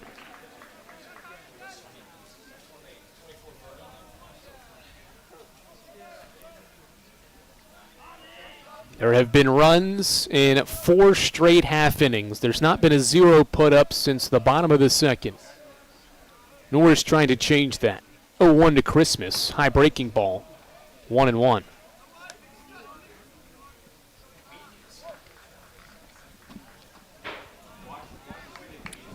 Norris pitched against the Bears last year. And this is just his 2nd career, check that, 3rd career appearance against the Bears. He had one all the way back in 2023 and then had one last year, and he only recorded 1 out and walked 3. Runners take off, pitches a strike, throw goes to second base, and it is not in time. Wainwright slides in safely head first at second. Pitch was a ball. Both runners swipe the bases. Christmas was showing bunt, and now they're in scoring position. It's a 2-1 count. And that forces Carson-Newman's infield to play in here with Christmas batting. 4-3 game. The 2-1 from Norris. Fastball found at the plate. It's 2-2. That one hit off Kevin Hammond. So the umpire will walk the ball to Eli Norris to give Hammond a second before the two sides do a 2-2.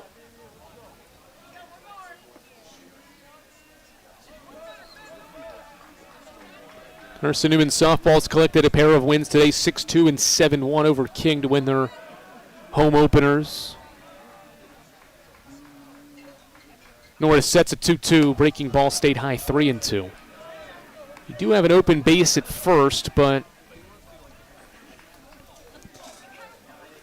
the out can be at the plate here And Christmas, who's batting with 1 out and 2 in scoring position. Big lead for Wainwright at second. Short one for Lackey at third as Norris sets for a 3-2. It's a breaking ball. That missed it inside, ball 4.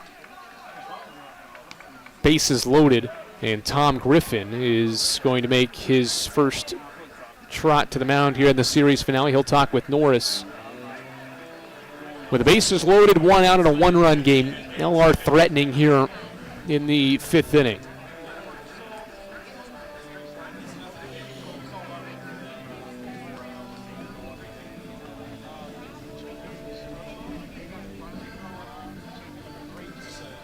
The whole infield joins in as Norris tries to navigate this bases loaded situation. Colton Kaysen is responsible for the runner at third base. Norris would be responsible for the other 2. He walked Wainwright and walked Christmas.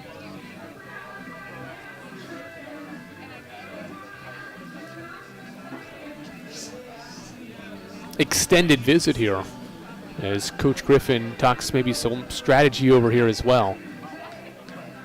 Has not been broken up yet by Brad Smith, the home plate umpire. He's standing very close to the mound, but has not broken up the visit yet.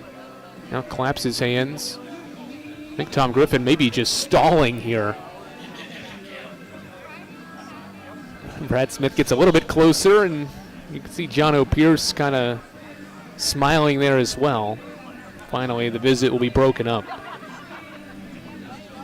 Coach Griffin, experienced, knows how to handle these situations, and was trying to give his veteran reliever here, Eli Norris, a couple extra seconds and minutes to breathe before he inherits this situation with the bases loaded, 1 out, and facing the left-handed DH, Andrew Marak.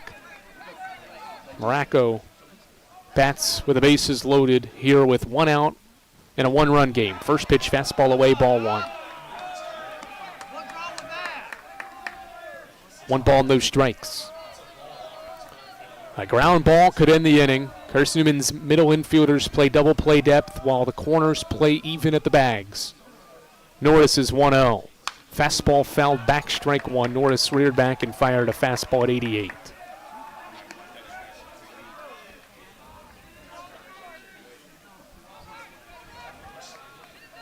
Lackey at third, Wainwright at second, Christmas at first. It's been all freebies to get those Bears on base. Norris is 1-1. Fastball away, 2-1.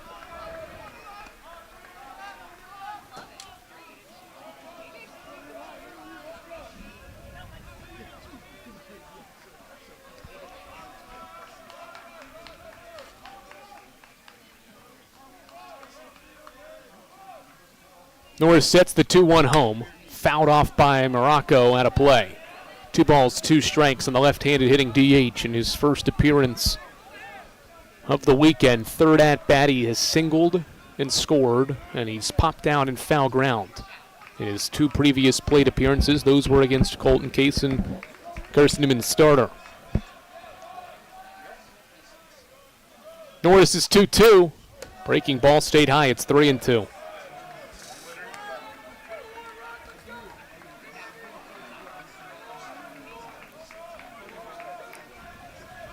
And Norris has to come home here, or a run will score for the Bears here in the 5th. Bases loaded, 1 out in the frame. The payoff is headed home, and it's foul tipped off Hammond's helmet. And Morocco stays alive.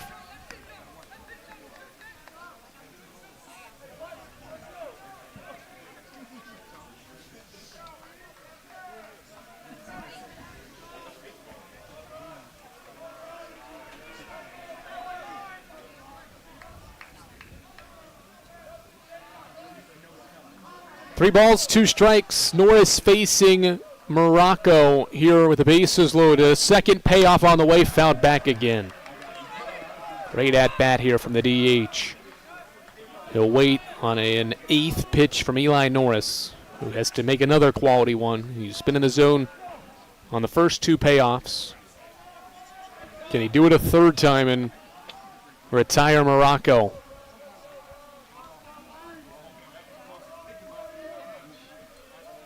3-2. Fastball away, ball 4. It's a 5-3 LR lead. Good at bat there from the DH. And now Silas Boris with everybody up a spot. Norris made 2 good pitches. Morocco did a good job to foul him off, and then that third payoff was outside. The line continues to move. It's 5-3. And here's Boris, who's 0 for 2 with 2 strikeouts. Bears have scored a run this inning without a base hit. Swing and a miss at a breaking ball. Strike 1. There has been a run in each of the last 5 half innings.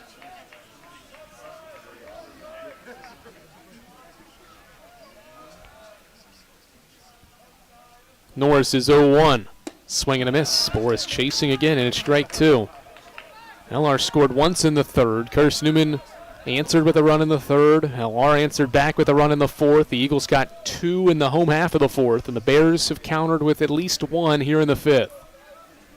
Hoping it's more.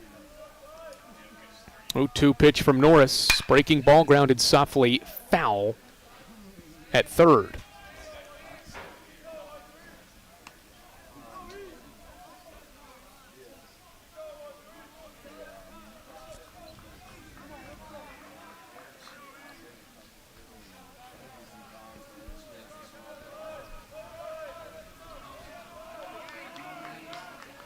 Oh, 2 pause for Eli Norris, trying to retire Boris. Just 1 out of the bases loaded, and he gets him with a fastball. Swing and a miss, 2 away. It's a big second out, and now Andrew Stillinger to try to extend LR's fifth.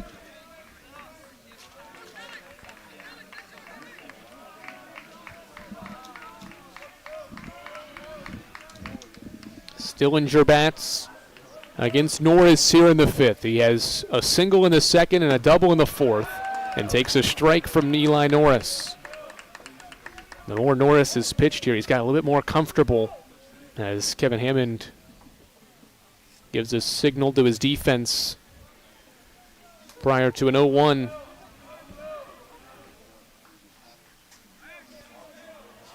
"5-3 Bears. They've led the entire finale. 0-1. Breaking ball stayed high, 1-1. Carson-Newman's only had a lead for half an inning. That was in the game earlier today. Eagles led 3-0 after 2, and then the Bears scored 5 times in the top of the third. The Eagles have not sniffed the lead since. The righty Norris pauses at the belt, and is 1-1 to Stillinger's fouled back at strike 2. Would feel like it's a win probably for Carson-Newman here if you can get out of this fifth inning with just the 1 run across. Give your offense a chance, down 2 with 3 at-bats left. Bears have not recorded a hit in the inning and have scored once. Can Norris keep it at that? The senior right-hander pauses for a 1-2, and his pitch homes a breaking ball high for ball 2. Hit by pitch, walk, pop out, walk, strikeout is how this fifth inning has gone for the visitors from Hickory.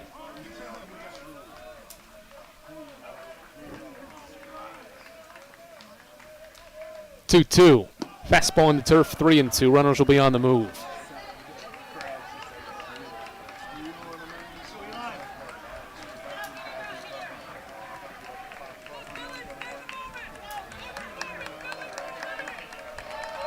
There are runners everywhere in a 5-3 game. A payoff from Morris. Fastball popped foul. Last time there was a 3-2 count with the bases loaded. Andrew Morocco, who's now at first base, fouled off back-to-back pitches, and then the third payoff was finally ball 4. Stillinger's hoping that maybe he can do some of that.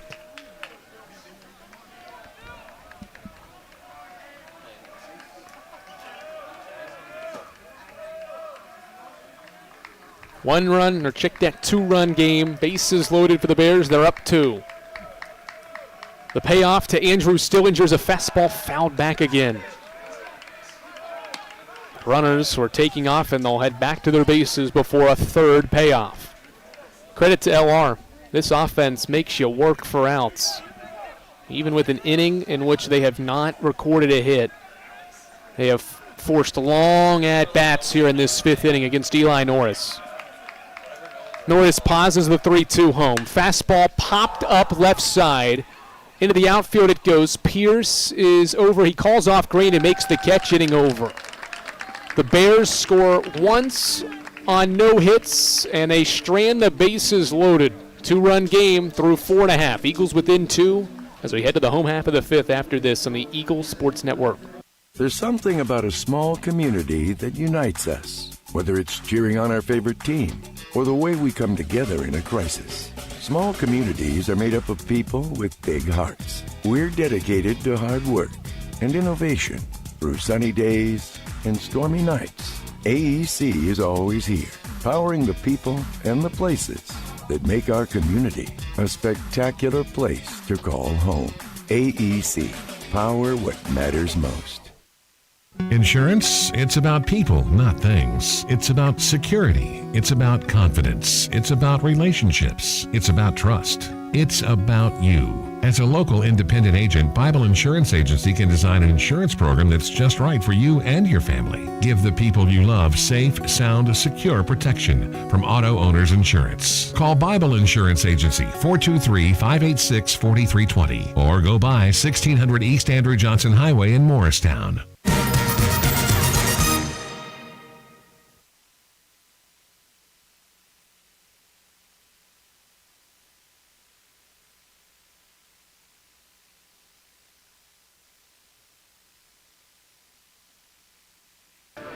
Home half of the fifth, Kellen Gradisar back to work to try to bring to a halt what has been a nice little scoring stretch for both of these offenses. We have had 5 straight half innings with runs, but no more than Carson-Newman's 2 in the home half of the fourth. And we'll see how the Eagles can fare in the home half of the fifth. Down 2 in the bottom of the fifth inning. Braxton Smith will lead off. The 9th spot, Kevin Hammonds after that, and then Maddox Green at the top. Facing Kellen Gradisar, who's tossed 65 pitches through 4 innings of work, in which he's tossed a couple of strikeouts as well. 3 total as he fires a strike to Smith to begin this fifth inning. Eagles do have a pinch hitter on deck for Kevin Hammond. As the 0-1 to Smith, he shows bunt, pulls it back, and takes ball outside.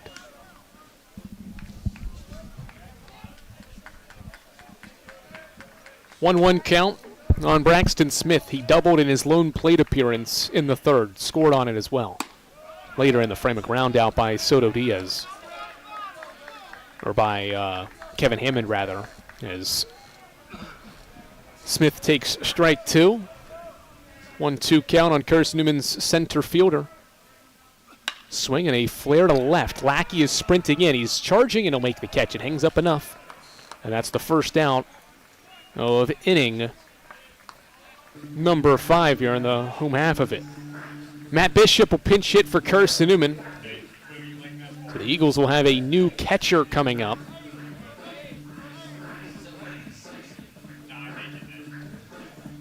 Matt Bishop pinch hitting for Carson-Newman here. Freshman from Leesville, South Carolina, gets the opportunity in a 2-run game to try to give the Eagles a runner here in the fifth. First one on the way. He takes it low for a ball. Gets away from Christmas as well. 1-0 the count. Carson-Newman men's basketball up by 10 at Newberry, 45-35. Low-scoring game. Eagles have forced the Wolves to shoot 33% to get out to this 10-point lead, and Jack Browner's got 11 points for the Eagles hoops team, trying to go for the sweep at Newberry. Bishop takes outside, 2 balls and no strikes. Carson-Newman baseball trying to avoid being swept by the Bears this weekend. 2-0 on the way. Inside fastball, it's 3-0. A rare 3-ball count from Kellen Gradisar today.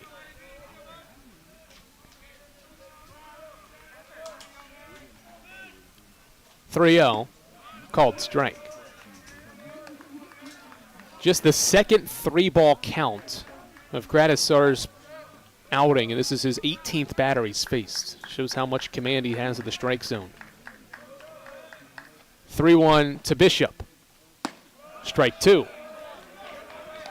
Went to a fastball at 86 and got the outer edge of it. And it's a payoff pitch now as Bishop steps back in. Gradisar looks into his catcher, Christmas. Gets into his windup at 8 on the clock. And Bishop takes strike 3 looking. 2 away in the top of the order, Maddox Green coming up.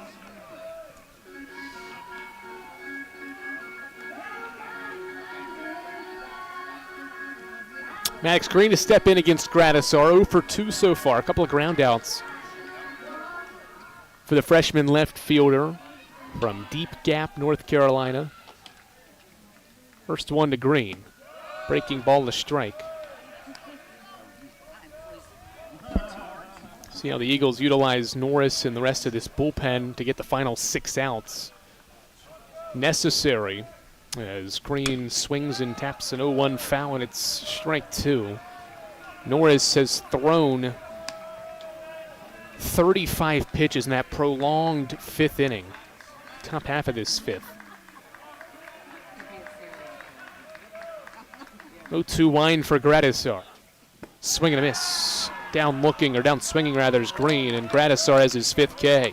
Eagles go down in order for the first time since inning 2, and it's the first 0 put up by either side since the second. 1, 2, 3 go the Eagles. Will play the 6th after this.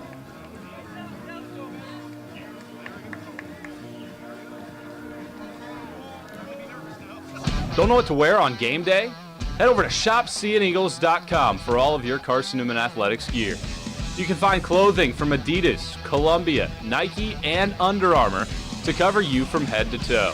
ShopSeeingEagles.com also has duffel bags, backpacks, jewelry, pet supplies, and gifts. Don't waste any more time.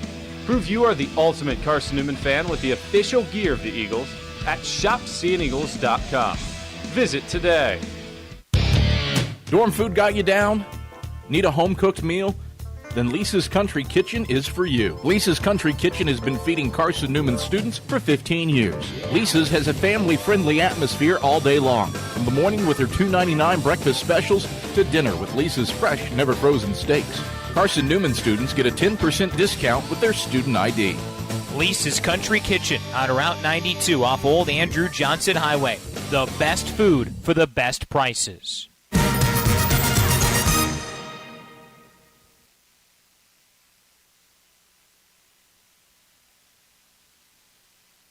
The new pitcher for Carson-Newman is Drew Fletcher. He's made 2 midweek starts for Carson-Newman, including one on Tuesday at Alabama-Huntsville, in which he tossed 5 scoreless innings and got his first career win. And now he enters the game for Carson-Newman with the Eagles down 2, and will get his first career relief outing. The freshman from Waxhaw, North Carolina, and Marvin Ridge High School will pitch to 9, 1, and 2 of LR's batting order. Here in inning 6, Fletcher's pitch count pretty low on Tuesday, so that allows him the opportunity here to pitch twice in 1 week, despite those 5 scoreless frames. First one of the inning to Beard is a high breaking ball for ball 1. 7 2/3 for the freshman this year, 2.3 ERA. Couple of walks, couple of strikeouts. For the true freshman, one of many that Carson-Newman's utilized here early in the year, is the first pitch is hit out toward left center field. Maddox Green, Braxton Smith running after it into the gap, and it hits off halfway up the wall. Extra bases as Smith tracks it down. Going to third is Beard, and he's there safely, sliding in head first. A leadoff triple for Drew Beard. It's his first of the year. And now Trent Murchison.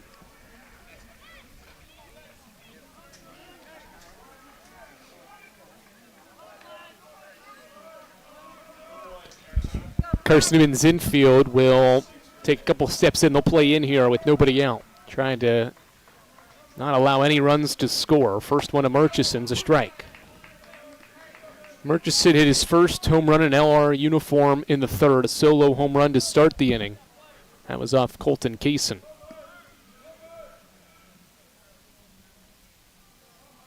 0-1 pause. The pitch from Fletcher's hit high in the air left side. Maddox Green is charging in as he loses his hat. He'll make the catch. Runner tags, throws coming home up the line, and run scores. They're going to appeal to third.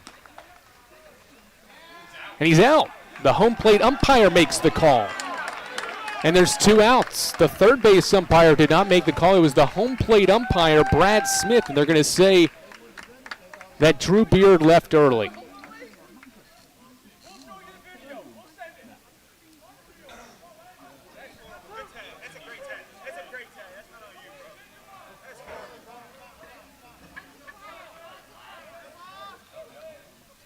Time called at the plate.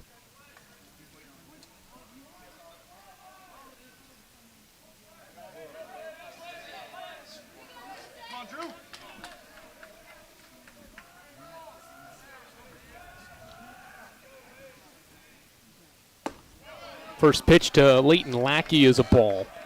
So nobody on base, and now there's 2 out. That's a big play in this game. 2-run game, too.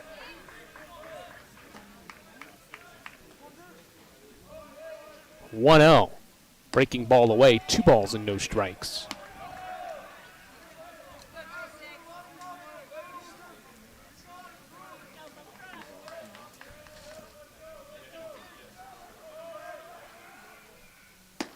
Two-0 fastball from Fletcher is a strike. Well, mark that down. If that potential sac fly opportunity changes the course of this game at all. 2-1 on the way. Lackey checked his swing and did go. Strike 2. Count even. Fletcher trying to toss a 1-2-3 inning here out of the bullpen thanks to some help from the defense and from Beard leaving early after his triple on a fly ball to left. 2-2 to Lackey. Inside and hits Lackey, a fastball. 2 out hit by pitch will bring, or 2 strike hit by pitch. We'll put Mackenzie Wainwright at the dish.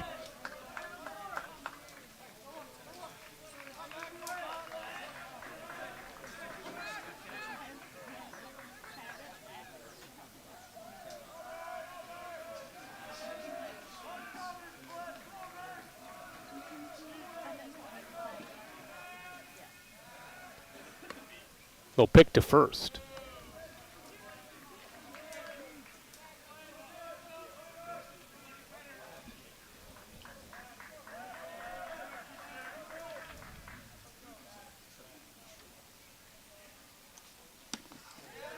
Ball gets away from Jacob Rogers, so Lackey will sprint up to first base.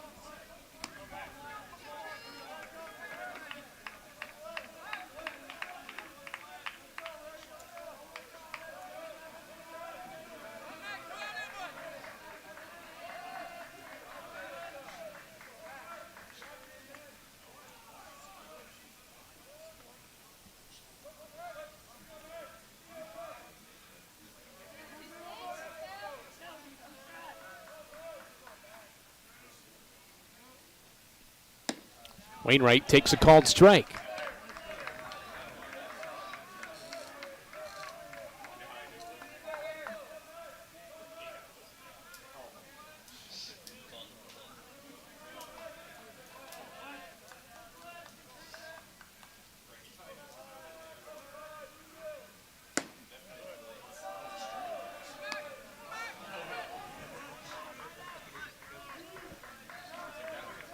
Two balls and a strike on Mackenzie Wainwright with 2 outs in this top of the 6th. The Eagles trying to keep it a 2-run game.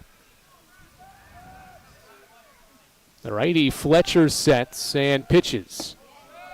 Low ball 3.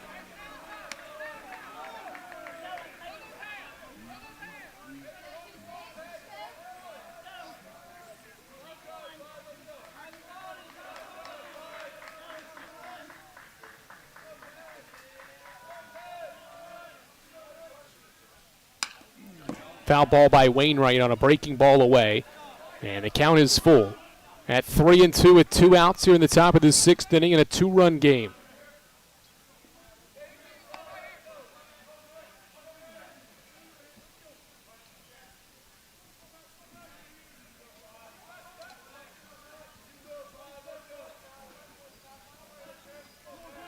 The rookie Fletcher looks in and has the sign. Comes set and the 3-2.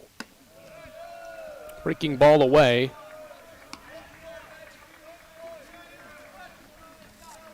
And it's first and second.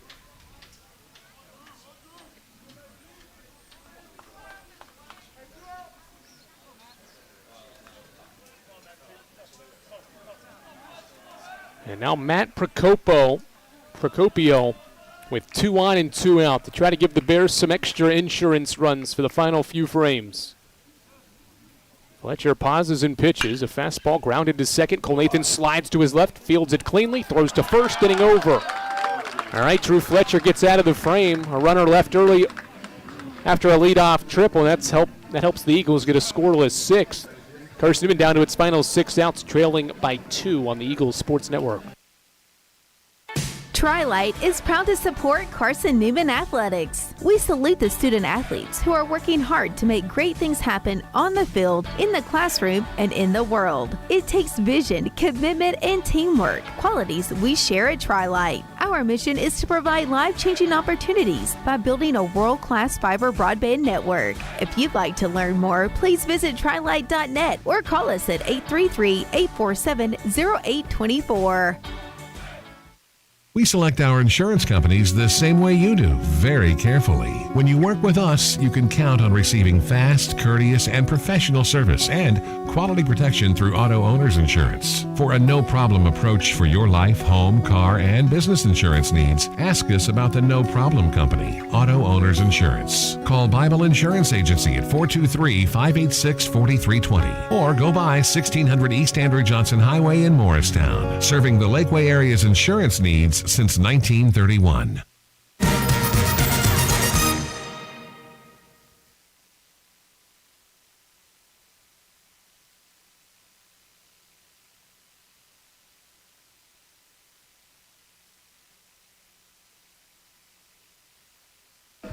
Kellen Gratis are back to work for Lenoir-Rhyne, and he'll face 2, 3, and 4 of Carson-Newman's batting order here in this 6th inning as we work our way closer to the 2-hour mark of this series finale. Just across the 5:30 mark here, local time in Jefferson City, Tennessee. Colton Evans will lead off. He doubled off Gratisar in the first and then struck out in inning 3. Logan Floyd, Cole Nathan to follow with the Eagles down 2. First one from the righty Gratisar is a breaking ball low for ball 1.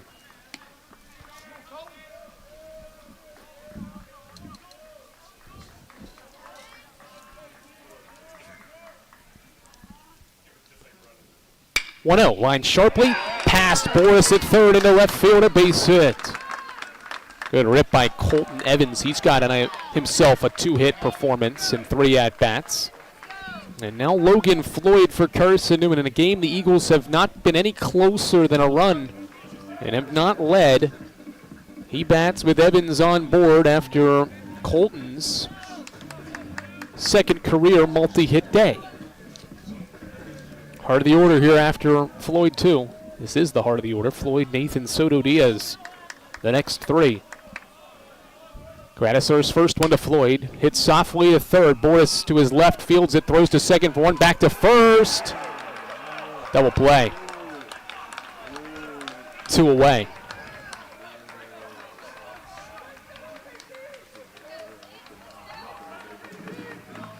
And now Cole Nathan, base is clear.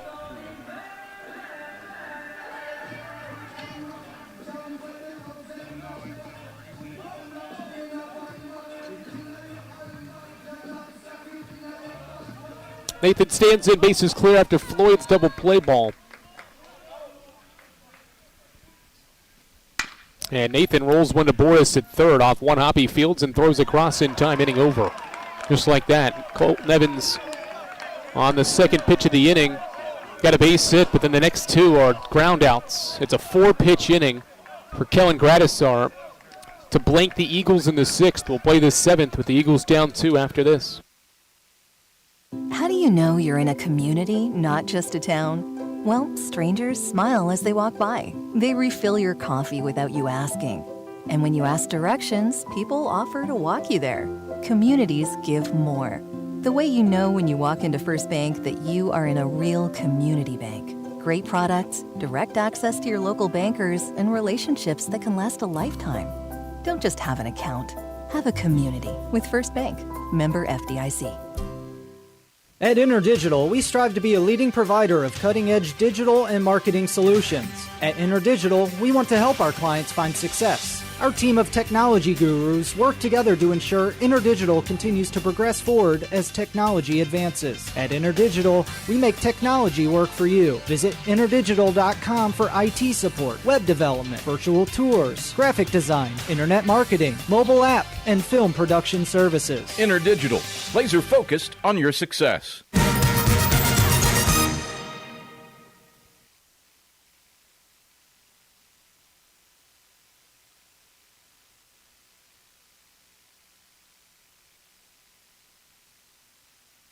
Drew Fletcher back to work for Carson-Newman after an eventful scoreless sixth inning. He'll pitch his second relief inning of his career. Against 5, 6, and 7 for the Bears. That home half of the sixth looked promising for the Eagles, but Kellen Gradisar got a ground ball double play on the next pitch after the Evans single. Got a double play, and then Nathan grounded out on the first pitch he swung at. And that's how quickly that sixth inning went, as Christmas takes a breaking ball low for ball one. The best Fletcher can do is keep this a two-run game, with the Eagles down to their final 3 outs. Here in the last inning of this series finale, as Fletcher misses outside, and it's 2 balls and no strikes.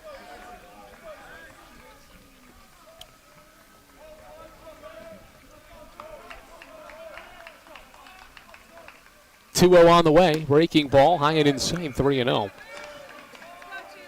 All 3 games in this series have been close scores, even though the Bears have led for all but half an inning. Christmas might be taking all the way. He is, and takes a strike.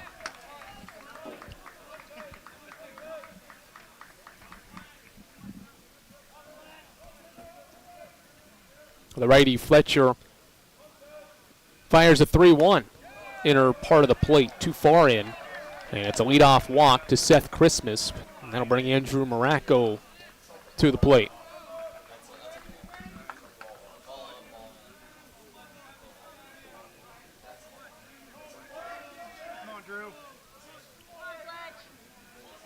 Fletcher back to work. 8 2/3 career innings for the freshman, making his 3rd career outing. First out of the bullpen here against one of the best offenses in Division II baseball from last year, and that's carried into this year. Best batting average in the South Atlantic Conference. Top slugging percentage entering the weekend as well, as Fletcher fires and misses low for ball one.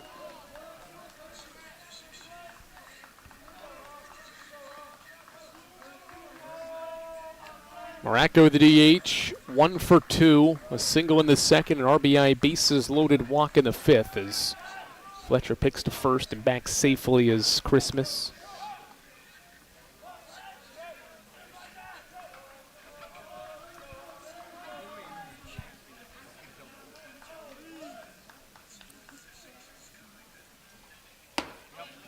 Fastball inside from Fletcher, 2-0.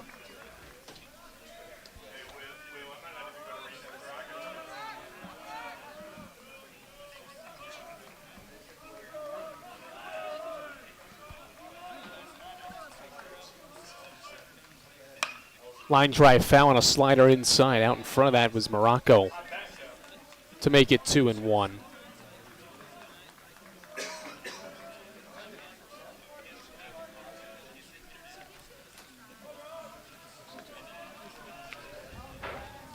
Five runs on 8 hits for the Bears in this finale. Just 5 hits for the Eagles to score 3 runs in this finale. Down 2 as Fletcher picks to first base. Between the 2 games today and the doubleheader, Bears have scored 11 runs to Carson-Newman's 7. It's been a low-scoring day compared to yesterday. Pitching's ruled the day. more favor to LR as Fletcher picks to first again.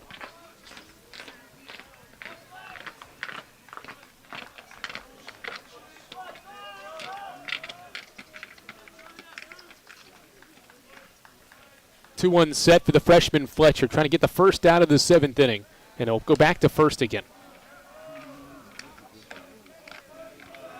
Keeping a close eye on Christmas at first.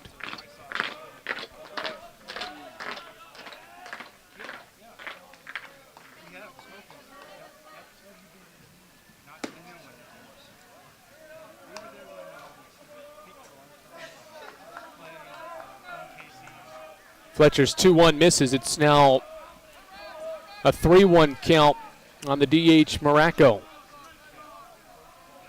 Fletcher pauses, and the pitch. Fouled off Jacob Rogers' mask. And it's 3-2.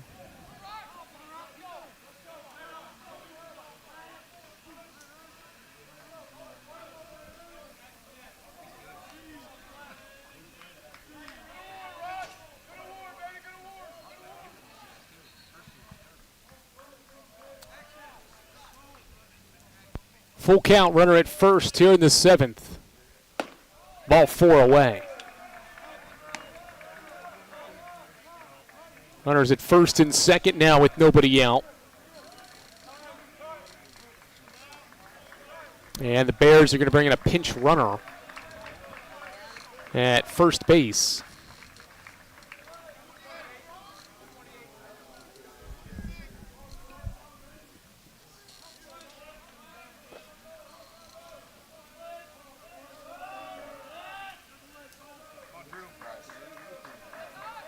Trey Jensen will run at first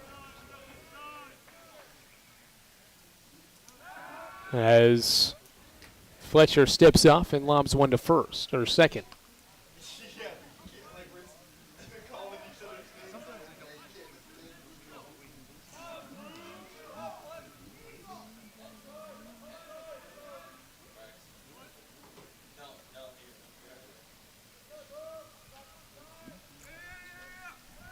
Will throw to first, and Fletcher was not on the same page with Floyd. Rounding second, and to third go the runners. They'll go back to second, and safe there on the throw from Soto Diaz. There was a miscommunication there with where that ball needed to go. It'll be a throwing error on Fletcher to move the runners over, and Jason White's out of Carson-Newman's dugout, and the Eagles might be making a change. No signal yet, though.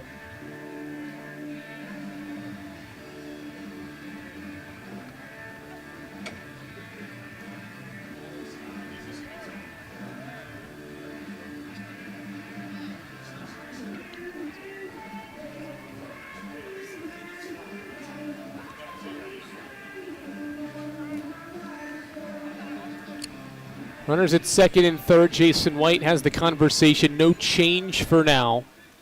There's still not been a pitch thrown to Silas Boris here in this at-bat.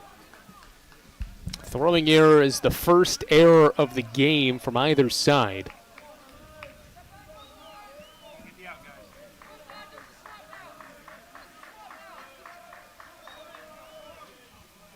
As Fletcher sets, and the first pitch to Boris is fouled at the plate.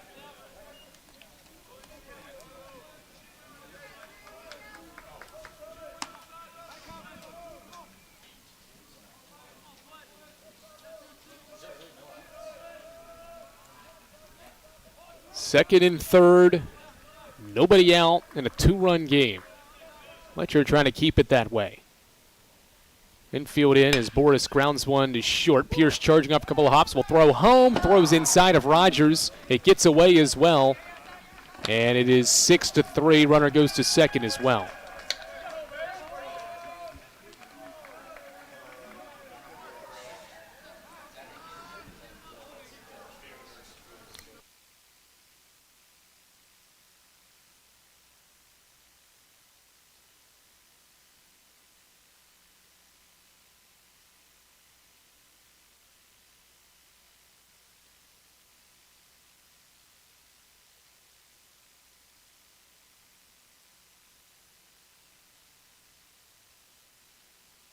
Second error of the inning, and now batting is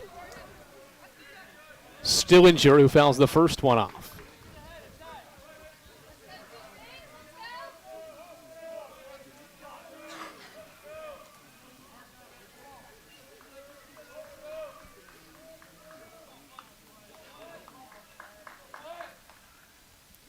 Next one home, a breaking ball away.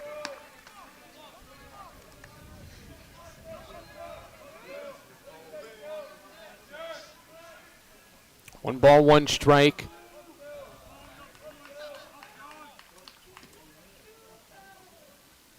The next one from Fletcher, lifted out towards center field. Back goes Braxton Smith, nearing the warning track, still backtracking, makes the catch.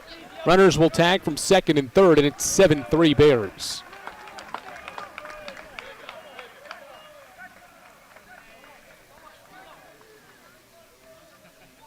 Both runners move up a spot. Jensen's the pinch runner, and he scores.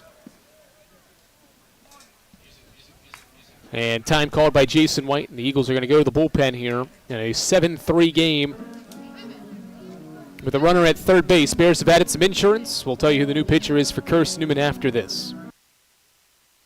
Sure, we've been around a while, 171 years to be exact. We know the power of a liberal arts-based Christian education and the tremendous potential of what can be found on this campus, within this community. We are adventurers, dreamers, believers, passionate and compassionate, curious and clever, driven by a common purpose towards a common goal. I found my passion. I found purpose. We are Carson-Newman. What will you find? Domino's Pizza in Jefferson City and Morristown wants to help feed your business. When you're hungry at lunch, show your business card at Domino's in Jefferson City and Morristown when you make your purchase for pickup or delivery to get 25% off the entire order. That's 25% off your order at Domino's in Jeff City and Morristown when you show your business card. Call 865-471-6700 to get a pizza. Domino's, the official pizza of the Carson-Newman Eagles.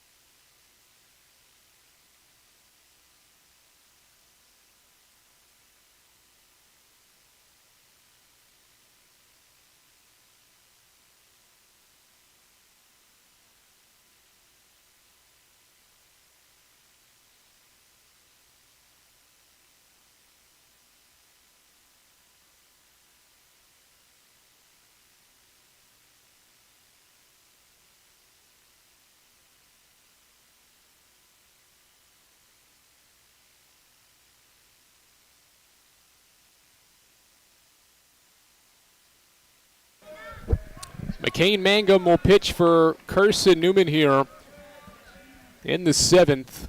The runner at third base, and the first pitch is a fastball for a strike.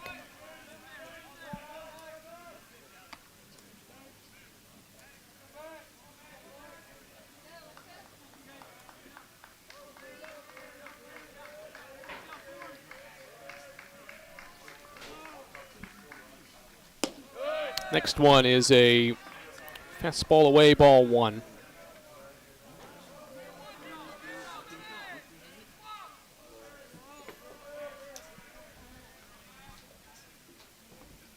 Swing and a miss, strike two. One ball and two strikes on Drew Beard in a 7-3 game. Bears have added 2 runs here in the seventh.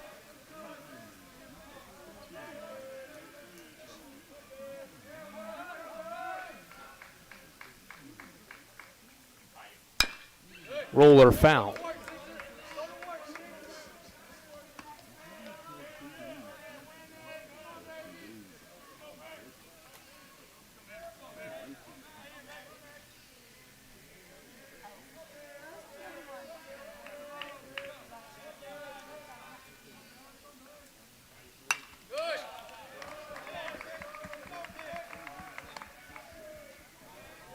Foul ball keeps it at 1-2.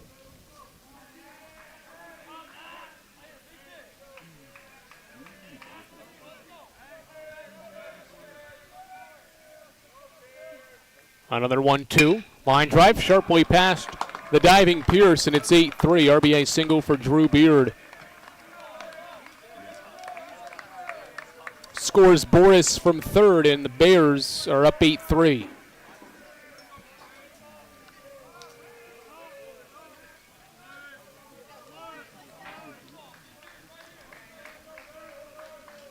And now Trent Murchison, and still just one out in the inning.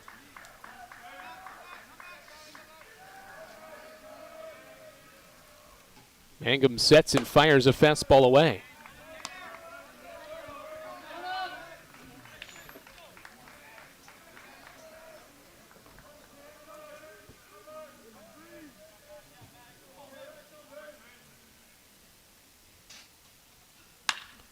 Swinging a fly ball to right. Soto Diaz tracking it. It is a foul ball.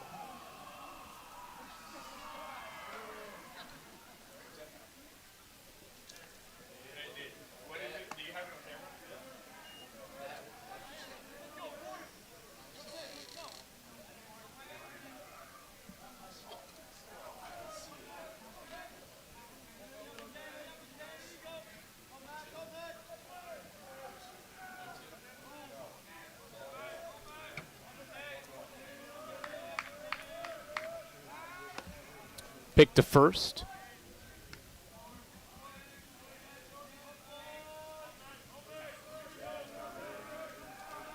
Ball and a strike on Murchison, who is 1 for 4 with a home run back in inning 3. Swing and a miss, strike 2.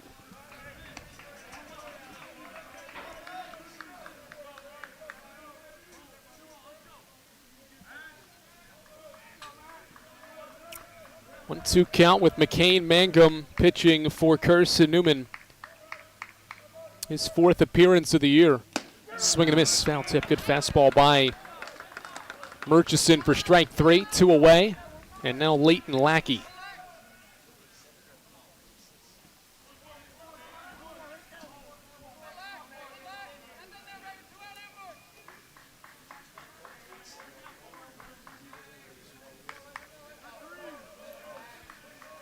Mangum sets 2 outs in the inning. Bears have scored 3 times to increase the lead to 5, and Lackey takes outside for ball 1.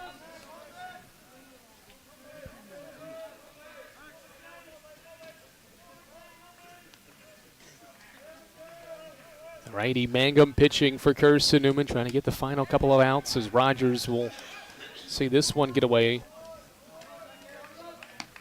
It'll be a passed ball to move the runner Beard up to second base, with now Leighton Lackey batting with a runner in scoring position, and an 8-3 lead for LR.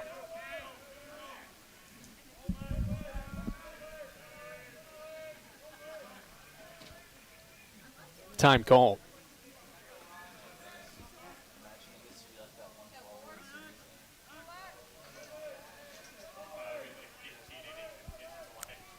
(2-0) on the way. Outer corner fastball, strike 1.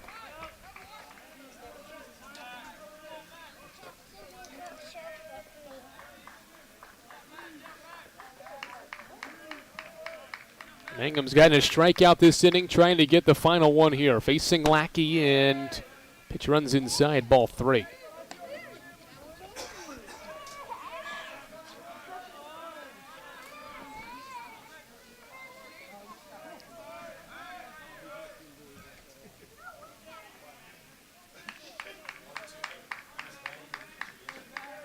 (3-1), called strike 2.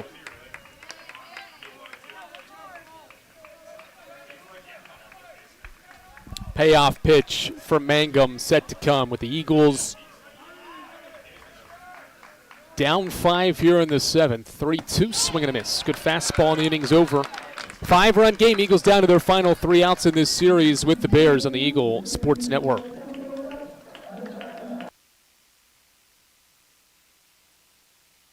Domino's Pizza in Jefferson City has deals for Carson-Newman students. Bring in your valid student ID when you order for pickup or delivery, and Domino's in Jefferson City will give you a steaming hot large one-topping pizza for $4.99. That's a large one-topping pizza for Carson-Newman students for $4.99 at Domino's in Jeff City. Call 865-471-6700 to order. That's 865-471-6700. Domino's, the official pizza of the Carson-Newman Eagles. Okay, let's see. I'm ready to do this.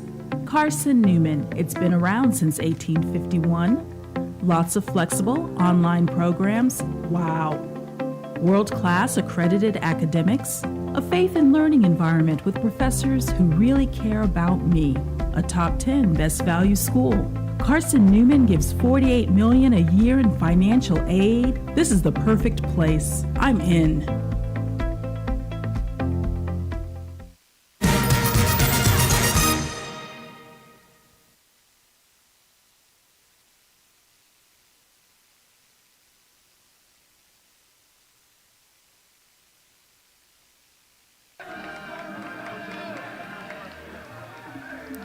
Bradley Soto Diaz will bat for Carson-Newman to start this 7th inning. Eagles down 5 in the last. Need 5 to continue things and 6 to win it. Eden Gibson and John Pierce, the other scheduled hitters, as Soto Diaz takes fastball away for ball 1. Starting to get a little dark here in Mossy Creek. Temperature down to 57 degrees. Sun sets at 6:21 as Soto Diaz takes low for ball 2. Local time 5:57, more than 2 hours into this 7-inning affair. Soto Diaz has extended his hitting streak in this game to 11 straight as he takes a strike.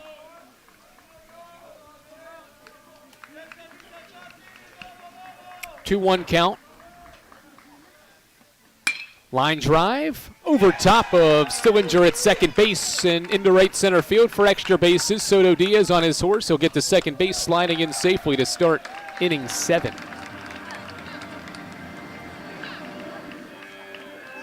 Well, the best way to start a rally if you're Carson-Newman is to get that first guy on, and that's what Soto Diaz provides for the Eagles, down 5 here in the last. Good hit from Soto Diaz. Now up to 19 for the year. Another multi-hit day for him as well. He gives way to Eden Gibson, who's 0 for 2 against Gradisar. First pitch, strike on the 87th from Kellen Gradisar here today.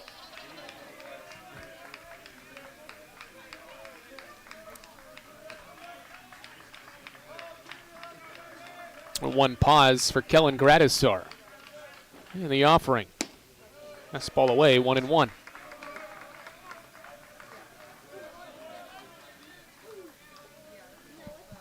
Pitch by pitch approach here. Carson-Newman's not going to go down without a fight here. Onto its final 3 outs. The 1-1 from Gradisar. Fastball waist high, strike 2.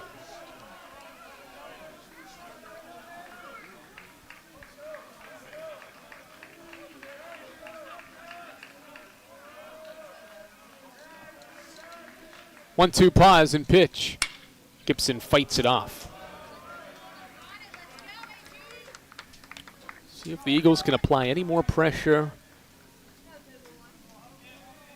Get some runners on base. Get multiple on, maybe get a run. Get the tying run in the on-deck circle or even to the plate. Who knows what can happen in this 7th inning. 1-2 set for Gradisar. Gibson sees it get away. Soto Diaz will take off. He hesitated halfway through and realized that Christmas was taking his time. So a wild pitch moves Soto Diaz to third. And now Eden Gibson met with him there in a 2-2 count. Gradisar is offering. Fly ball out toward right field. Beard is after it, getting near the wall, has enough room, makes the catch. Soto Diaz will tag. It's a sacrifice fly, and it's 8-4. Bears are willing to trade an out for a run this late in the game. Now Trace Alexander will pinch hit for Carson-Newman.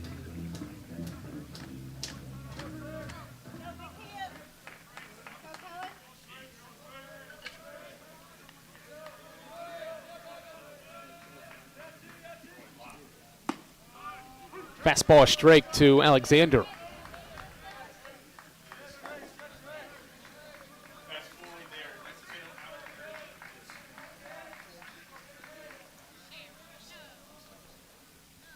Alexander takes outside, a ball and a strike. 4-run game, one away. Soto Diaz with an extra base hit. And Gibson's sacrifice fly. It's made it a 4-run game as Granasar misses high, 2-1. Braxton Smith, Jacob Rogers, the scheduled hitters after. See if the Eagles can keep this thing going back around to the top of the order. In this 7th inning. 2-1, Alexander chops it foul, and it's strike 2.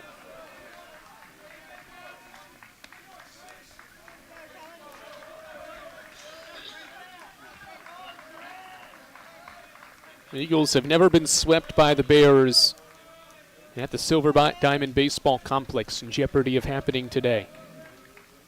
2-2 on the way to Alexander, fastball away, 3-2.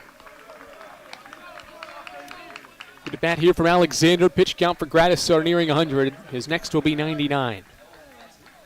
Trying to toss back-to-back complete games.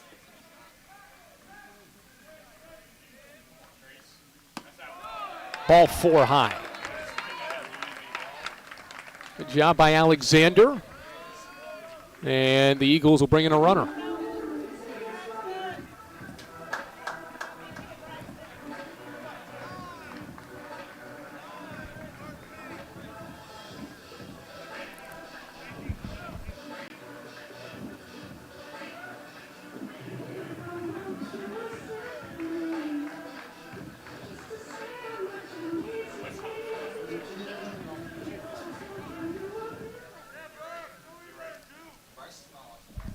Hornbuckle runs at first for Alexander after the walk as Braxton Smith takes Granasar's 100th pitch for a strike. 0-1. Eagles have another runner on here in the 7th. The 0-1 set, and the pitch to Smith. A corner fastball makes it 0-2. Ian Hubbard is a pinch hitter on deck for Carson-Newman.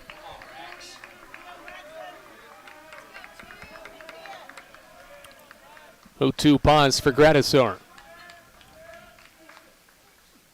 Ball into the turf. Smith, did he stay away from it? He did in the turf. 1-2 the count goes. Eagles making Gradisar work for these final outs. No hold of Hornbuckle at first base. Pinch running after Alexander's walk in an 8-4 game in the 7th. 1-2 to Smith. Breaking ball in the turf again, 2-2. Eagles taking a nice pitch-by-pitch approach here. Smith fell behind early. Back-to-back balls have evened things up in a 4-run game. LR's 3-run 7th made it a 5-run game entering this inning as Smith laces one out to right center field. It drops in for a base hit. Hornbuckle puts on the brakes. And the Eagles have some 7th inning magic brewing. A single to right for Braxton Smith will bring a pinch hitter and Ian Hubbard to the plate.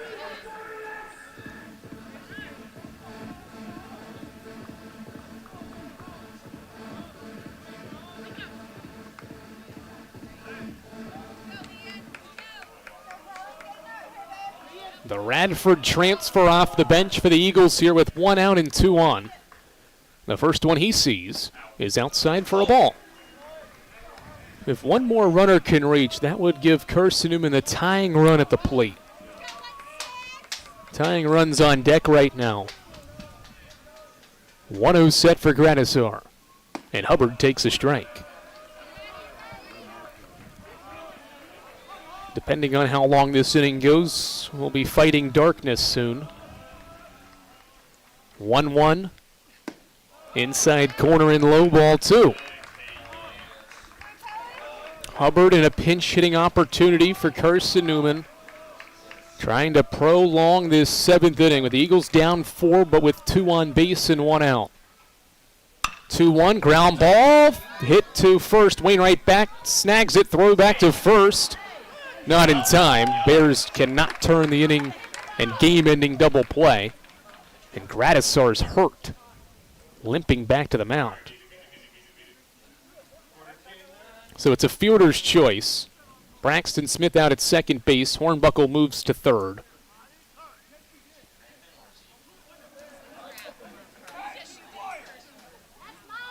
Lenoir-Rhyne has some chatter going on there as Gradisar will get attended to here after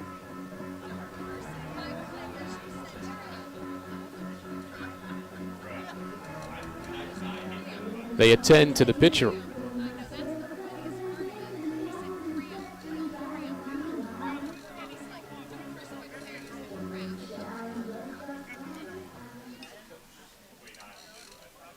First and third for Maddox Green. Game is still alive for Carson-Newman, but there is 1 less out and there's 2 on. Gradisar is going to try to fire one in here, make sure he's okay. 108 pitches for the junior starter.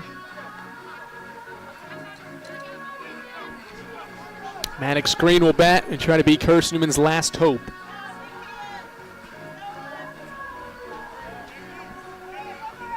As Gradisar tries to close the door on Carson-Newman's 7th inning attempt at a rally.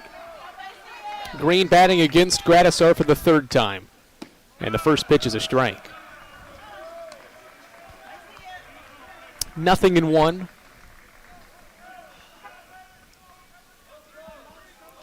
The righty Gradisar comes set at the belt, and his pitch to Green is another fastball, strike 2. Carson-Newman down to its final strike. 110 pitches, and Gradisar is 1 away from back-to-back complete games.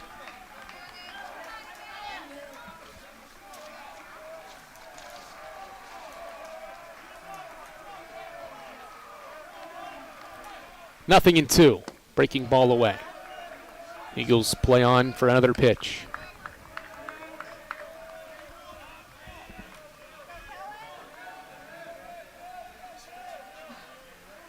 Hubbard, the pinch hitter, still at first base. Hornbuckle at third, the 1-2 to Green. Swing and a miss in the turf. They'll have to throw it down to first, and that's the ball game.